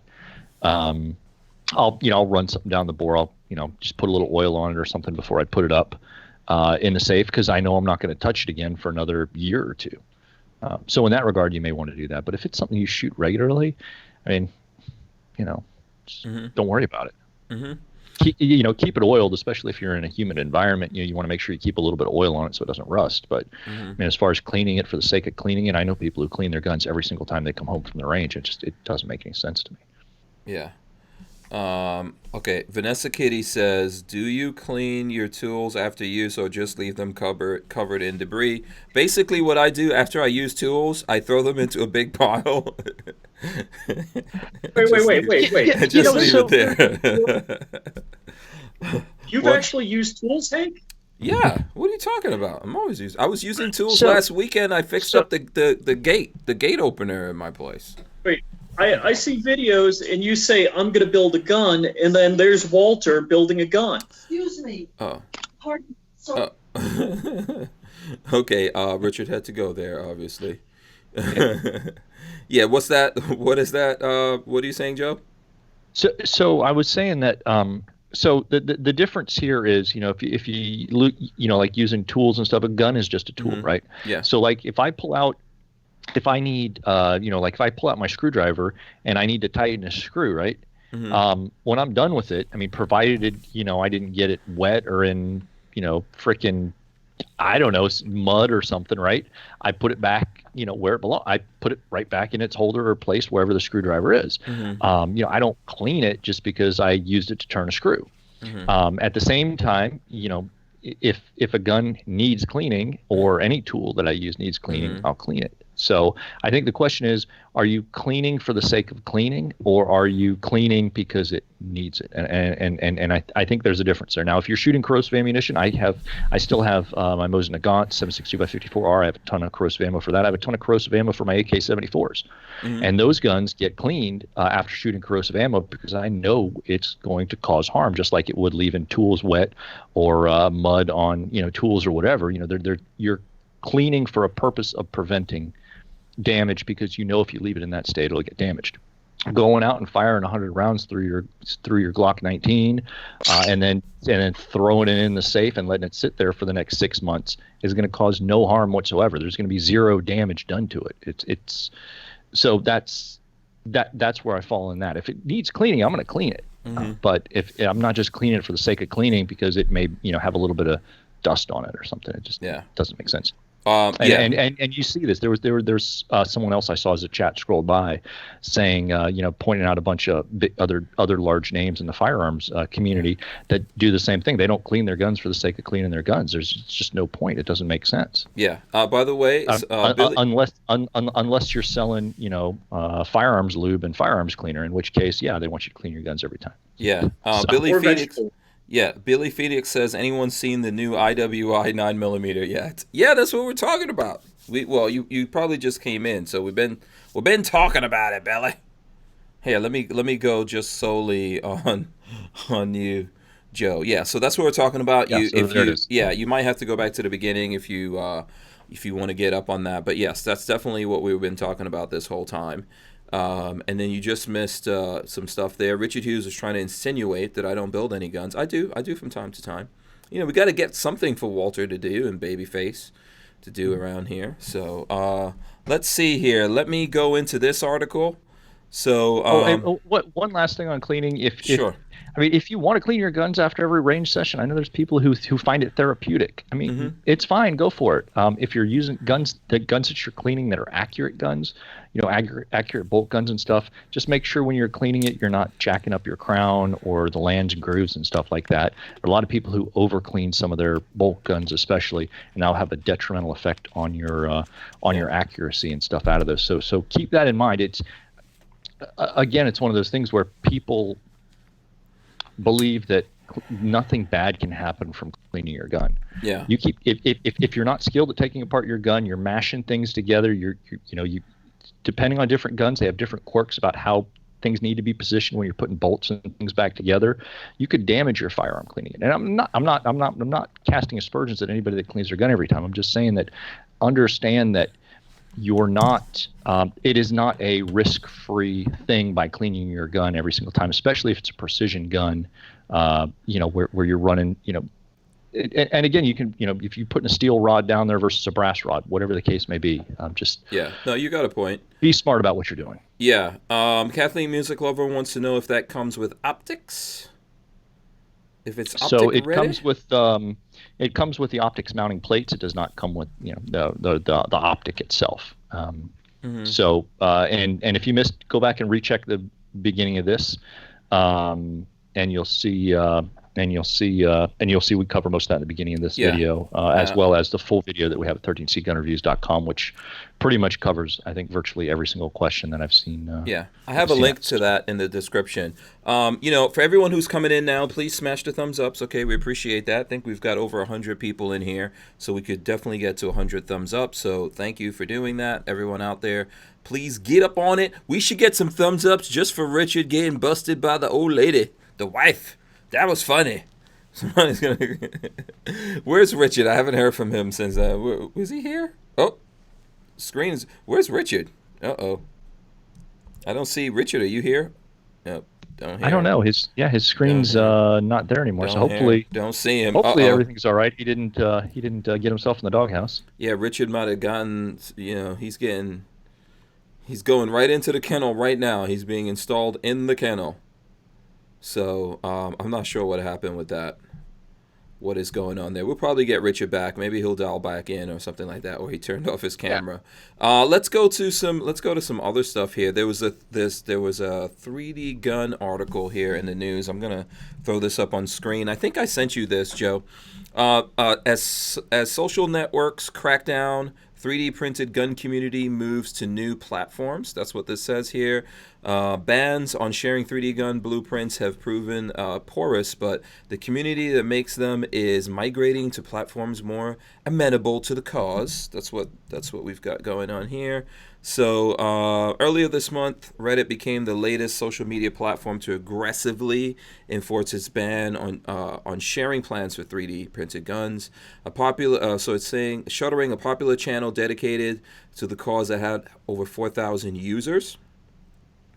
Filling me with spite only makes me work harder, wrote a user known as Ivan the Troll. If you guys were looking at the episode that we had John on from Ammoland and GOA Virginia, then John Crump, we were talking about Ivan the Troll, so this is who they're talking about here. About the shutdown posted elsewhere on Reddit, Ivan the Troll leads Deterrence Dispense, an informal group of online activists who make and distribute files to print 3D guns. The group has been active on both Twitter and YouTube before the platforms closed its account in May following the Trace's reporting. Now, Reddit, once celebrated for its lack of content moderation, has done the same. So, Rally Point, a user, replied to Ivan the Troll's message. Keybase, he replied, that's some like computer nerd stuff. Ivan the Troll was referring to a chat app launched by the founders of the dating site OkCupid. Keybase allows users to verify their identities by linking the app to social media accounts and provide end-to-end encryption with the option to set an expiration date for the messages after they're sent. So this article is pretty good. It's going on about all this stuff. They mentioned Gunstreamer in here. Keybase is one of a new crop of websites and chat servers that have emerged to fill the void left by mainstream platforms. Crackdown on 3D printed gun files. On Gunstreamer, a firearm-focused video sharing site, users post video tutorials on 3D printed gun construction. Ivan the Troll moved his content to the platform a day after YouTube banned him. Yeah, shout out to Gunstreamer, by the way. Yeah, absolutely. I reached the folks out over to there are awesome. Yeah, I reached out to them for this. They told me that these guys wanted to interview them, but they declined it. But yeah, we're all up on Gunstreamer for anyone who's interested. And then John was telling us about, where is that? Let me see if I can pull it up here. Yeah, so now we're on the Mines, by the way. Mines. So that's something that's like Facebook and all these different things. It's an app. It's MINDS. So it's an app for iPhone or Android, and I'm on there. Walter's on there, a bunch of people. Anyone who's following me on there, I'm following them back. Ooh, scary idea, but it's on Minds, and I am real Hank Strange if you're looking for me. So if you guys go on there now and follow me, at some point I'll go here, follow everyone back. I don't know if you signed up for that yet, Joe. I have not. I am. Lots of people. All right, the Crypto Social Network, is that what it is? Minds, let me see. It's a light bulb. Yes. Okay, let me click on this and bring it up. It's got 100,000 plus downloads, 4.2 rating. Yeah. I got a bunch of people following me on there so far. Opt out of gun controls there. Aries, Lola's on there. I'm going to check it out right meow. Yeah. Boss Hogg's on there. Key ASCII, Jimway Jam, Frankie Yarborough, Pew Pew, 52, DCG 44s, Eli EDC, SoCal. Safety Harbor Firearms is on there. Joker 60, True at 49. John Crump, of course. The Holiday Road is on there, and Jade Grew. If anyone else wants to go on there and follow us, like to me, I've been saying this over and over again that all these like social medias, they're just tools. This particular one is on the blockchain, and they seem to be a little bit more free. John was telling us if you look at Joe Rogan had a podcast with the owner, and his name is Bill. What is it? I can't remember the guy's name, so let me look it up right now. On Wikipedia, I keep forgetting the guy's name. let's see. Here we go. So yeah, the guy who started it is Bill Ottman. So if you look at Joe Rogan, I can't remember the podcast number, but it's just search Joe Rogan, Bill Ottman, and you'll see Joe Rogan interviewing the guy that started this. And he's trying to create a platform that's more free and open and not going through all your private data and all that kind of stuff. That's kind of the idea. And if you check out that podcast, you'll be able to check that out. So. That is cool. I'm literally signing up for it right now. Yeah. Once you sign up, follow me, man. I'll follow back anyone that's following me. So there you go. Eli EDC, he says he's in there. Everybody, we'll get up on it. So always got to be ready for that kind of stuff. Bill Ottman, yeah, Eli EDC is telling me. So we'll see how it works. I think like something like that's kind of what we need, right? Yeah, we need something better. I had heard that Jordan Peterson was going to be creating a site as well. Okay. Something similar to that. Username too short. Yeah, it doesn't like 13C. Oh, it's too short. Oh, really? I'm gonna go with 13C Media. How about that? Okay. Now I gotta find you, Hank. Yeah, are you on there, Richard Hughes? Oh, look, Richard As Hughes is a back. few seconds ago. Oh, okay. Richard Hughes is back with us. Didn't get. Are you okay?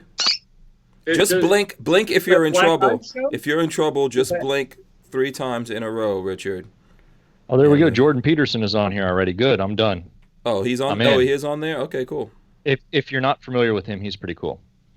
Yeah. Did Richard go? Richard went out again. I don't know. Something's probably up with his. Yeah, your picture is out. He's just kind of quiet. My picture's out? Yeah. Let's see. Huh. Yep. Is my Okay, picture that's back? better. Yeah.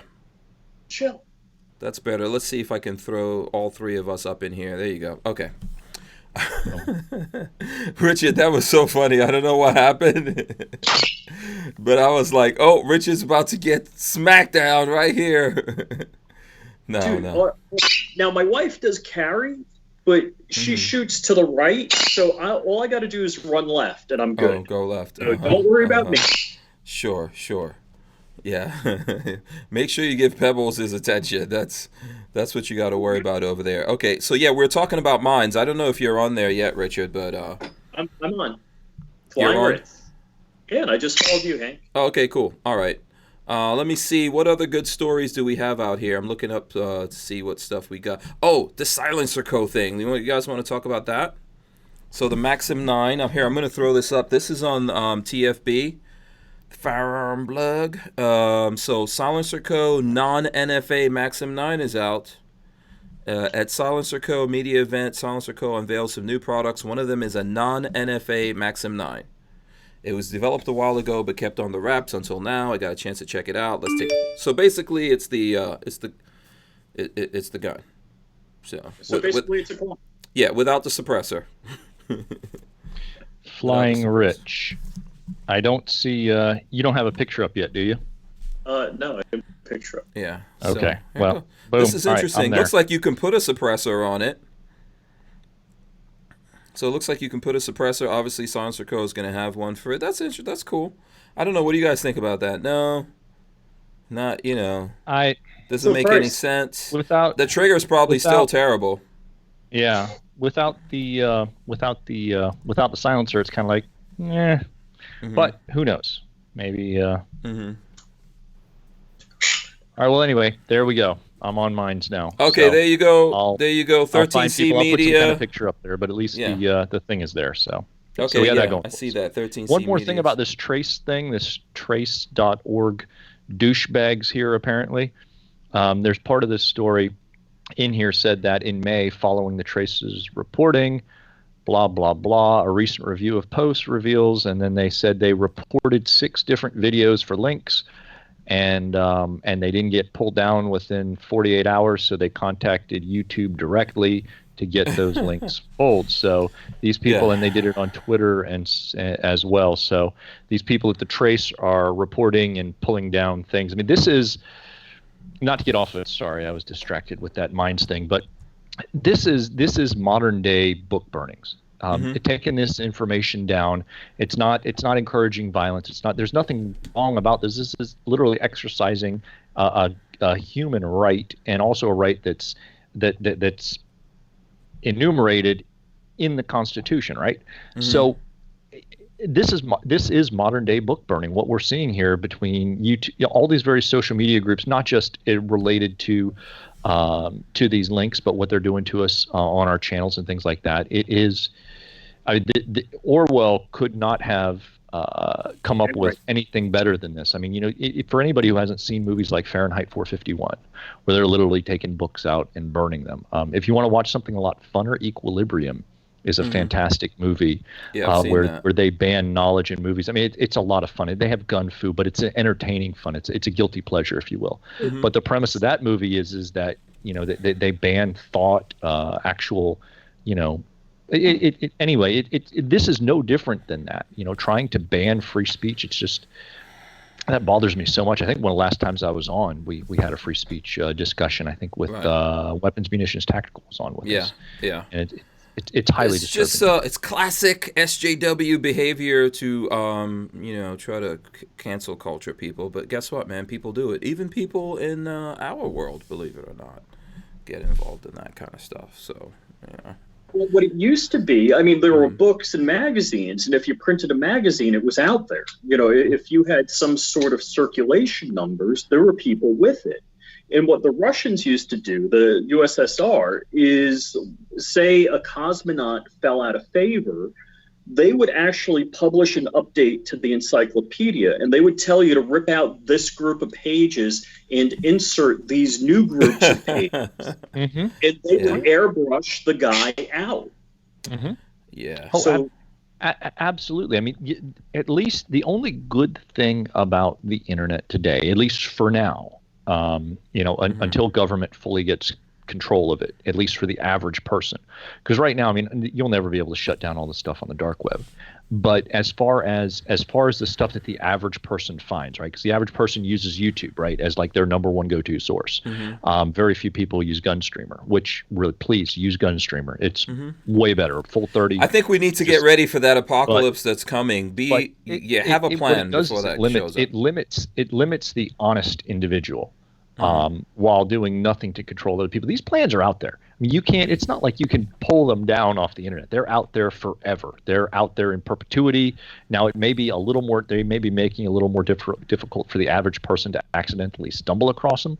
But all these things are out there. You're never going to pull them down. They are saved on, and probably at this point, millions of hard drives around the globe. They are uploaded in various encrypted cloud files around the globe. You can't pull it. Once it's out on the internet, it's out there. You can't take it back.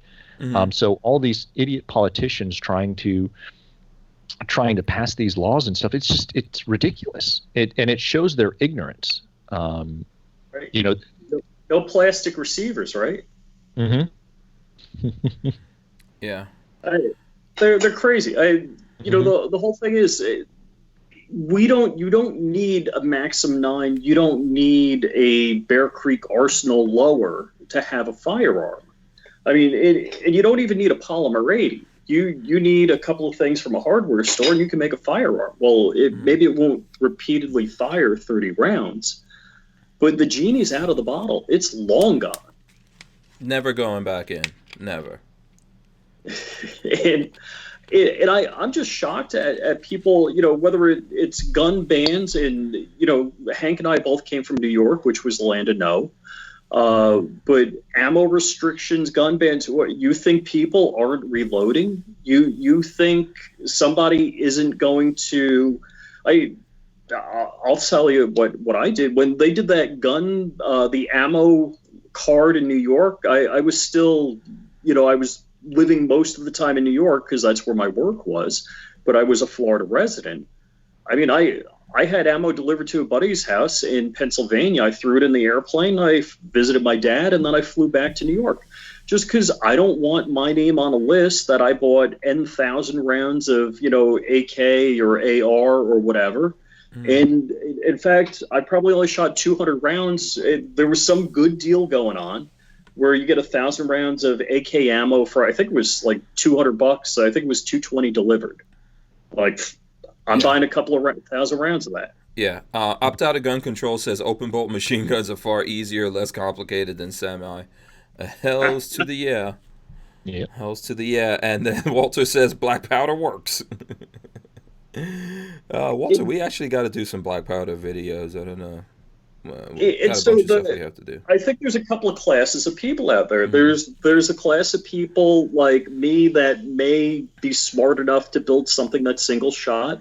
There's a class of people out there that I'm not going to name names, but we know them, that are going to build something like opt out of gun control said, open bolt machine gun that's going to fire like crazy, and you can do that with hardware store ports. Then there's the other class of people, the criminals, that will get them somehow.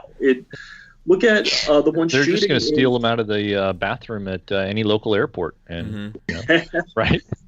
The cops go in there, they leave their gun in the bathroom, and boom, there you go, you got a gun. Yeah. Or whatever the case is. They're criminals. They're yeah. They're not Crackbot is reminding me, which is true. He says he gave us $5. He says, Hank, there's a video that shows someone making an AR-15 from soda cans. Yeah, he melts them down. Yeah. He did one with soda cans, one with brass casings. He just melted them down and machined it. Yeah, there's so many things that you could do. So, and Harry's Holster says 3D printers and CNCs are becoming more common and more affordable. That's not to mention the manual stuff, which is, we will have just like now we have the desktop, different 3D printers, and there's a bunch of them. They're printing the lower. I don't want to say lower quality plastics, but the higher temperature plastics are just much more harder to print. And there's people much more knowledgeable about that than I am. But there are so many new machines and new systems that are out that are going to be available to maybe not the average consumer, but at least the upper middle class consumer. But yeah, there you go, right there. You're going to be able to make all these things yourself, for the most part. Is Richard showing us something?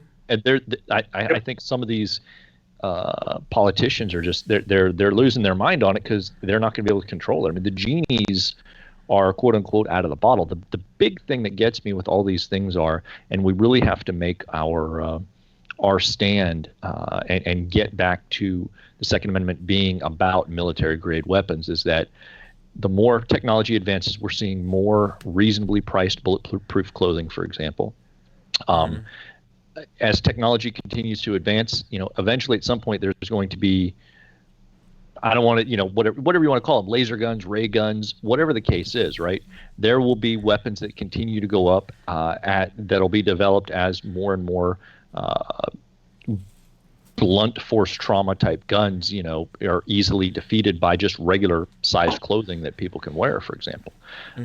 So the more we see that, there's all sorts of thin gel technology that you can put behind them as far as impact resistance, so that, if you're wearing something that's not much thicker than a denim jacket, let's say, to stop a bullet, you've got blunt force trauma behind that. But with these gels, they'll actually congeal and stiff up when they get hit by shock force.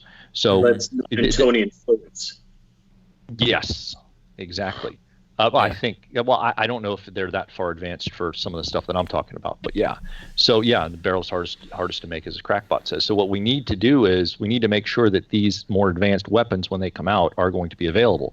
Otherwise, if we just hold steady to what there is right now at this moment, 200 years from now, all people are going to have is this. And how much do you think technology is going to advance in 200 years to defeat the bullets that are coming out of these, as compared to whatever modern arms are out there at the time?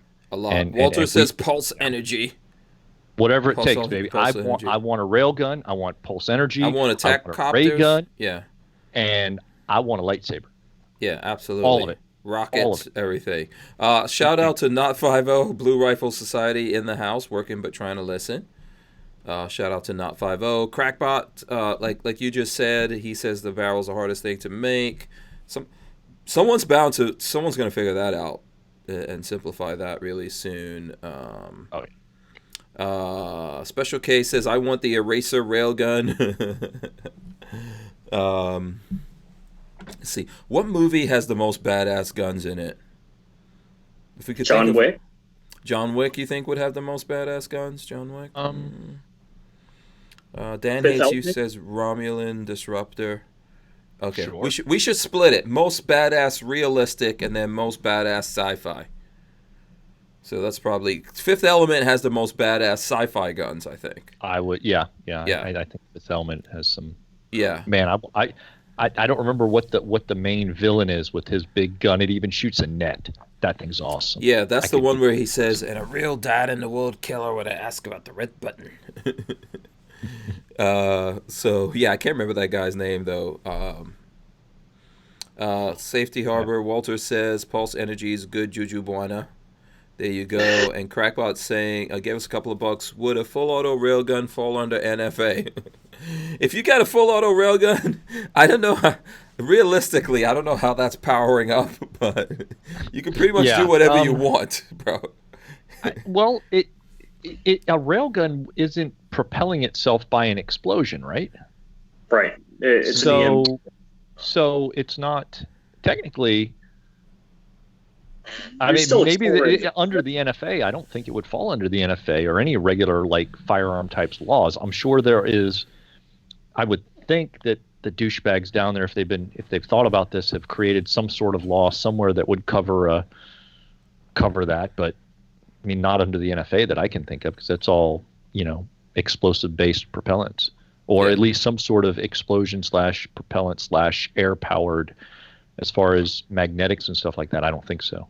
Yeah. I don't know. I'd have to go back and look and see if there's any change, but all it takes is one letter from the ATF tech branch to mix anything.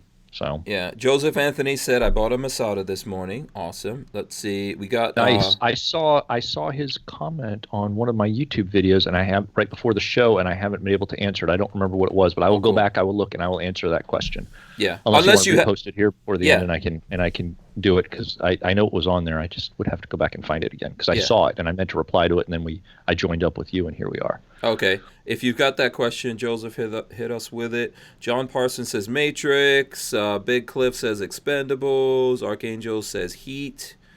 SoCal Gunner says Zorg is the main villain in Fifth Element. Very true. Very true. Let's see. The Bear Baloo says, "Give me the cricket from Men in Black." There you go. There you go. Noisy cricket. Yeah. And Red Bear says, "Youths beating up people outside of high-end hotels in D.C. It be going down." I didn't hear about that. I didn't hear about that either. But there's that whole craze of everybody dumping water on cops right now. I don't know if you've seen that. There was another one that came across my news feed right before I logged on. There was another one. We were talking about it yesterday, where they caught that guy that did the dumped it on those two rookie cops yesterday. So. There's at least two out there. I don't know if that was from yesterday or from today, but I just saw it today. There was yet another one, and I don't get it. I mean, I personally, here's how I feel about all those things where they're spraying people with stuff. You have no idea what's in that. And this goes for before they were doing it for cops. I said the same thing about these various people who go out there and spray people. There's take people wearing fur coats and spray them with bleach or whatever because they wanted to ruin their fur coats. Whatever the case is, you don't know what the hell people are putting in there. There's been cases of people putting acid in things and whatnot. Obviously, if you're spraying acid on somebody, you're probably going to realize when it hits you, that you're getting sprayed with it. I don't know how diluted or whatever the hell they're doing with it. But at the same time, you don't know if it's urine or what the hell they're spraying on you. And that's to me, that's a self-defense situation. If you're out and about, not consensually engaging in some sort of water gun, water balloon, bucket fight, that's full-on assault. I don't care if you're a cop or not. Now, I'm not saying you should go to lethal force or anything. I'm just saying that is an assault that should be treated as such, regardless of if it's against law enforcement, or Joe Sixpack. It doesn't matter. It's uncool. You just don't do that in a civilized society. Okay. Especially in today's day and age. Not when you see all these various attacks that are going on, especially over in Europe, where people are, where a lot of where some immigrants at least are hosing people down. Some of the more non-nice ones are just being horrible people. It's just, England I can't imagine that. England is pretty high for acid attacks, so that's pretty. Mm-hmm.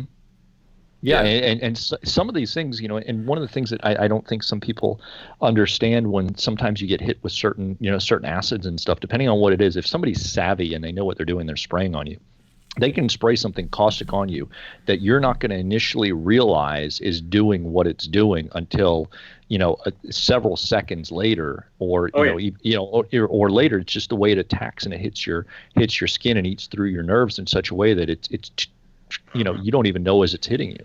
So it's that's just the stuff that really irks me. Yeah. Regardless of who it is, I don't get it. Yeah. I don't get that at all. Joseph Anthony says, I think it was something about why IWI didn't release the standard version to the U.S. Let me see here. Somebody asked something. Oh, wait. I think it was something about why.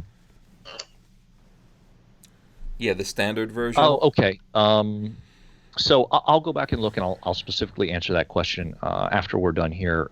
Before I go to bed at night, I'll look and I'll specifically answer your question. But for what you just put up here, I believe the reason is at $480 MSRP, they're able to bring this out. How much money are they going to save by not including a slide cut?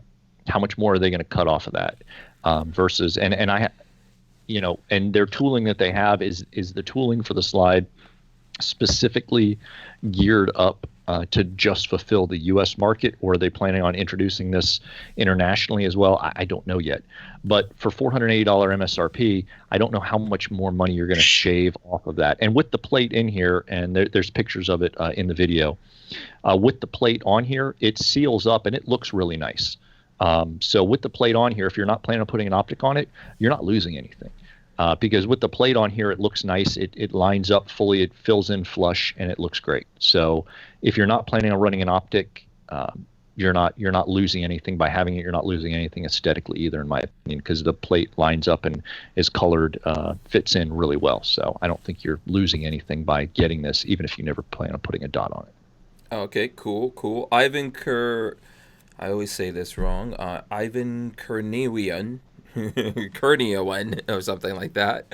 Ivan says it's an individual biological weapon, scary. So there you go.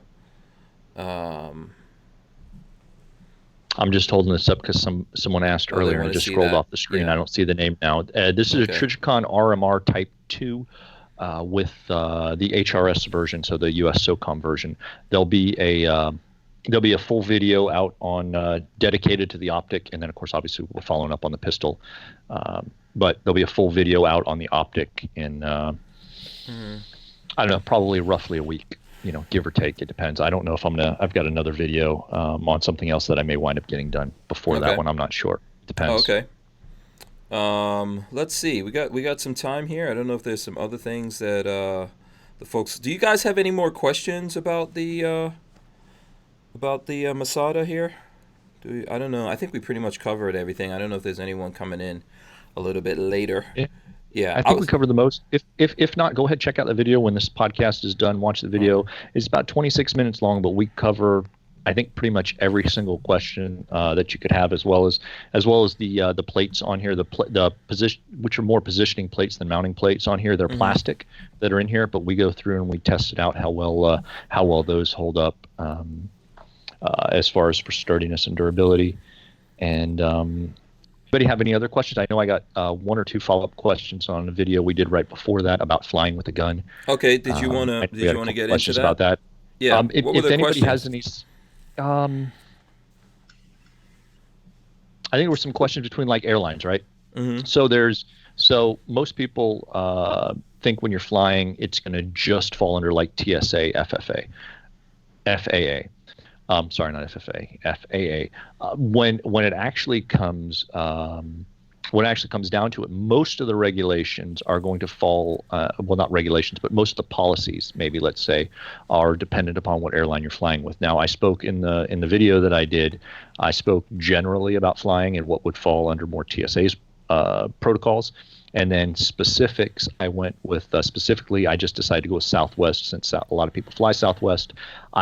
the majority of my flying, I've flown with firearms on a couple different airlines, but the majority of my flying goes with Southwest. And then I picked 2 airports to specifically talk about a little bit of difference in variances with the checking there. I talked about MCO, which is Orlando, and then I talked about Midway, MDW in Illinois, which are 2 of the main airports that I fly in and out of very regularly. Mm-hmm. So things that, and I cover some myths too, like, you can't fly with loaded magazines. And most of this obviously check in there for legalities because, we're not talking about carry-on luggage. We're talking about checked luggage. You can fly with loaded magazines. They just need to be secured, so that the primers won't get hit while you're traveling with them. You can fly with ammunition. You fly with, for most airlines, you can fly with up to 11 pounds of ammunition. So you can. So you're saying yes on traveling with loaded magazines. You're saying correct. They cannot be in the gun. But okay. So for example, I have a case. Where's my case? I'm going to grab my case. It's literally right here. I'm looking at it on the other side of the desk. Okay. So one of the things I thought was funny, Joe was talking about, 2 things I've done different than Joe is usually I have a case that's a little larger than that. Actually, it's on my shelf up here. You can grab it. But I don't put my gun case in a piece of luggage, and that's what Joe does. And when you have your gun case separate, what'll happen is at your destination airport, you're going to get your bag last. So you may get all of your regular checked luggage. They'll bring the gun case out. They'll look at the name on the tag. They'll ask you for ID, and then they'll hand it to you. And that's always been my experience with when I don't. Now, if I'm carrying a pistol to another location, I have a metal gun vault that's, like encyclopedia book sized. And yes, I put that in my luggage, and, it just goes like regular luggage after that. Okay. All right. Yeah. So one of the, I don't fly with rifles very often. When I do, they're in an external larger case. Even if you just do sometimes, depending on the airline, if you do put even a handgun case inside your suitcase, they will still require ID when you come out. But so I'm sorry, if you do the big case, right? If you do the big case outside, is it the same thing for you, like Richard's saying, that you get it last? Usually, every time I've flown with a long gun in a long gun case, yes. Okay. Now, I've heard that on some airlines, no. But I can't specifically speak to that because generally, even Southwest is going to have that be, they call it special. It's not special luggage, but it's. I forget the term off the top of my head. Okay. But yeah, so like flying with loaded magazines, they can be in pouches. In my case, I use this. In my case, I use this case because this case holds everything that I want. I can put a gun right in here. I can I throw holsters in here, and then there's slots for magazine. Well, there's slots. This isn't actually a handgun case, but there's slots where you can put your magazines in, and then it holds the mags in here. They can be loaded, but they're in a slot or cutout. You could also you put magazines in a chest rig. And then since they're in a pouch in a chest rig, that would be fine. Ammunition needs to be in a container designed to hold ammunition or the original container packaging it was sold in. I throw a box of ammo down in the bottom of here because there's little foam pullouts. So I have extra ammo in here. I also put my carry knife in here.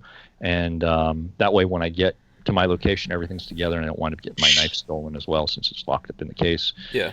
And there's some other things I point out, the difference of when you need to use non-TSA approved locks and when you do need to use TSA approved locks to be in compliance with the law. And and throughout the video, when I talk about something that's talking about being in compliance with specific rules, regulations, or laws, I also show the actual law or regulation. I put it up on the side of the screen so that you can actually see that for yourself. Okay. Again, trying to dispel some of those myths because there's a lot of people out there who like to talk about it that really don't know what's going on. And it's so easy to fly with a gun once you do it the first time. And this is what I tell people: once you fly with a gun the first time, after that, man, you're going to be like, why haven't I always flown with it? It's so easy. It's so normal. I've never been hassled at a check-in desk by any ticketing agent. The only hassles I've come across is occasionally a TSA agent at Orlando. Orlando's been the worst freaking airport in the past anyway to fly out of with a gun. Oh my God. And this is from the TSA standpoint downstairs in the basement. Oh, but the last time I flew out of there, it was actually good. They changed up the policy a little bit. Now, when I went downstairs to that little room, They didn't like rip open my bag and get pissed at me. They just swabbed the outside and they put it through a machine, as opposed to a separate machine, not like a regular XMA machine, but it looked like a damn big ass MRI machine. Rather, they didn't even open it, which was interesting. So Crackbot, I don't. Crackbot has a question for you. Says, what do you need to do for flying with a suppressor? There should be nothing extra you would do with it. I would just put it in a lock case and treat it like a handgun. Okay. That would be there. Obviously, I'm guessing he wants to know. I mean, are there any specific rules? Like, I guess does it depend where you're going to and all of that, right? Like, where you're going to? Can you have it there? Do you have that letter? Yeah. So I would. So here's my thing. I have original. You have your original tax stamp. Make photocopy. So my suggestion would be when you first get it, make several copies of it. Scan it digitally so that you can have it, and then upload that copy to the cloud so that you can always access it from your phone. Second, print out a couple copies. One copy to keep with it, so if you keep it in a case or a certain bag, you have all your stamps together. That way, you have one there. Because the chances of you getting hassled are slim to none. However, if you do come across somebody who doesn't know, you don't want to be stuck out there with whatever stuff going on out there without your tax stamp. So get a copy, shrink it down, even though it's not technically, you can shrink it down that way it makes it easier to carry. I would say keep a copy of your tax stamp in the little locked case that you're bringing with you. That's what I would do. And then I'd also keep a separate copy of it as well, at least digital, if nothing else. For silencers, no. SBRs, machine guns, you need a letter to you need to let the ATF know you're bringing across state lines. For silencers, no. Yeah. There you go. Unless something very, very recently changed, no, you don't need to notify for silencers going across state lines.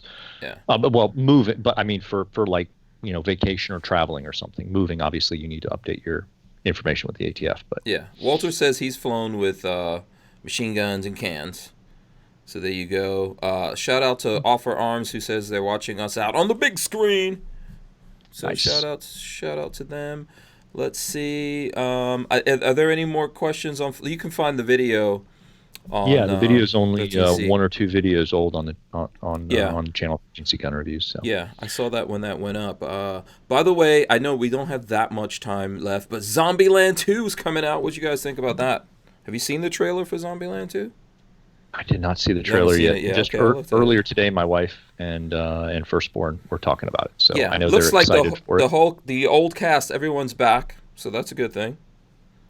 It looks funny.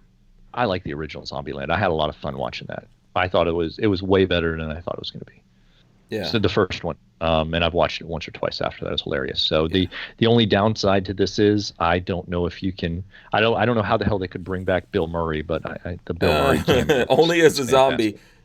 Yeah. Well, but then they ended him. Yeah. Yeah, which is sad. So yeah, so I think there's going to be some other stars in there. It looks like it's funny to me. Red Bear says per policy and I believe laws may be wrong, but they're not supposed to open it without your supervision. But we have found a love note in a case with an FA MP5K. They opened it, so there you go. Yeah, so I put up the actual copied right off the TSA website about the policy. You're supposed to have locked things, and I go over this in the video. But yeah, they're not supposed to open it without you being there, and it's supposed to be locked, and you're supposed to be the only one that has access to the combination or the key. Mm-hmm. So so them cutting into or breaking into the box is just something that should not happen. Or it's something that absolutely should not happen. And I cover that in the video too. The agents at TSA, for the most part, have absolutely no idea what the rules and regulations are. I mean, they are clueless. And it doesn't matter if you print it out and you show it to them. Be it show it to you on your phone, you have a printout, you have the thing. They do not care. Whatever they were told by their supervisor is what's right. You talk to the supervisor. I had a guy. That's what they're going to do. One time I've ever tried to file a complaint against FAA or TSA was at MCO, and the guy and this guy working the line who was one of the low supervisors told me he knew exactly what the policy was because he helped write it. And I'm looking at this, and I'm looking at this guy like You're telling me you're here at like 10 o'clock at night in the Uh-huh. airport and you're writing policy for the Right. TSA. Sure. Sure. Yeah. Yeah, let's go with that. Yeah. Yeah, I mean, they're clueless. They're absolutely clueless. Yeah. Now there are some good guys at TSA. I'm not trying to impugn every single TSA agent out there. I'm just saying that as a whole, yeah, no. So whatever it is, I mean, you can try and clarify it with them. I tried to clarify it once with at MCO, and they just did whatever they were going to do anyway. Obviously, you don't want to, if they're stuck with what they're going to do, tell them once, and then just let it go, because you're not going to win that conversation. You can't win it there. Maybe you can win it after the fact, but at the moment you can't. So Yeah. I've tried. Eli minimally. Eli EDC says, got love watching WMMF podcast on a 55-inch TV. It's awesome. Super extra big head on there. Yeah, check out the videos on this. Also, yeah, you've got to see the Zombieland thing. I think you're gonna like it. And then The Boys is coming out on Amazon Prime, I think tomorrow. Have you seen that? That's the thing about the superheroes. The superheroes are kind of like the bad guys. And yeah, then the superheroes are just running around doing whatever they want. So I think I'm kind of looking forward to that. They've been doing a lot of stuff for that thing. So I don't know. I'll check it out. I was pleasantly surprised with the Umbrella Academy. Yeah, I mean, some people said it was like a knockoff of X-Men or whatever else, but I thought it was. I don't know. I think it was better than the X-Men movies I've seen. They had me when they started playing. They had me when they started playing 80s music in the first episode. So yeah, I like the dancing. I'm nostalgic back. So. Yeah, I like the dancing myself. Yeah, absolutely. Is Richard still here? We're gonna wrap up now anyway because we're over. He's still here. I can see him. Yeah, Richard, you there? Can you hear us? He's eating dinner. He's on lockdown again. Poor Richard. I got the windows open here. It's actually nice outside. I don't know if you can hear all these damn geese just coming into the pond to roost. Yeah. Richard, you out there, buddy? Yeah, you hear me now? No, your screen just has the big Skype thing on it, so we can't really see you. Interesting. Yeah. I can see him. You can see him. Okay. I've been talking the whole time. You haven't heard me? No, so probably something here going on with my... oh, there you go. All right, so we're wrapping it up here. Let's let Richard tell the folks out there how they can follow you. Well, you can follow Pebbles. She's Pebbles_bird on Instagram. I'm Flying Rich on Instagram. Flying Rich Official, that is. And FlyingRich.com, where all my social media is. I didn't get to talk about Rachel Maddow. Let's see, what's it, Mueller yesterday. I was hoping to talk about that. Yeah, okay. Well, she probably lost her mind on that. I'll have to go. Yeah. Well, I don't no, she's like, yay, big win. I'm like, what show did you see? I could tell that if you want to see who wins, like the media, the mainstream media wasn't talking about it too much, and then like Fox News was talking about it a lot, so that tells you who wins right there. I don't know. America loses in the end, in that whole debacle. Yeah, that's what's going on there. Okay, so you can put your Rachel rant, your Rachel Maddow rant on your social media, right? I was going to make a video. I just ran out of time today. Oh, okay. All right. Cool. What about you, Joe? How can the folks follow you out there, keep up with you? Everything is kind of compiled and condensed at 13cgunreviews.com, so you can get links to the various social media pages. Now we're on Minds, so we got that going for us. But Full 30 and Gunstreamer, definitely check us out there. Instagram, we're at 13C Gun Reviews, as well as Facebook. Facebook's the easiest one to get to, facebook.com/gunreviews. That's it there. The newsletter, sign up for the newsletter. We do regular giveaways there. So, any of the website you can sign up for it. Facebook, you can sign up for the newsletter. Sign up for Hank's newsletter too. Hank.tv, Hank Strange TV. Yeah. Yes. I think so. Yes. I don't remember exactly what it is. I can't remember off the top of my head, but it's something like that. Yeah. Mm-hmm. So yeah, I need to get mine moved over up and upgraded a little bit, but yes, absolutely. And I saw a comment that just scrolled out of the chat about relating to the plates and the screws and how this thing mounts up. That is in the full. We don't have time now to get into it, but that is in the full video, and you'll see this thing get torture tested as well for being sturdy and how the plates work, because they're not traditional, screw plate, screw optic type thing. It's a little bit different. Probably I would consider almost more sturdy. mounting system because it's negating the extra set of screws. But go ahead, check that out, and it'll answer all of that, and then proof in the pudding testing. Awesome. All right, cool. All right, so thanks to everyone for joining us. It's been a fun show. Good hanging out with 13C Gun Reviews. You guys have to go check him out. Of course, Richard Hughes, Flying Rich, and Pebbles. We can't forget Pebbles also out there. Check them out. Thanks to everyone for joining us. We'll see you guys tomorrow. I think tomorrow's Friday, right? Yeah, all right, it's Friday. We'll see you guys tomorrow. We are out. Thanks, everybody. Have a great night. Peace. See ya.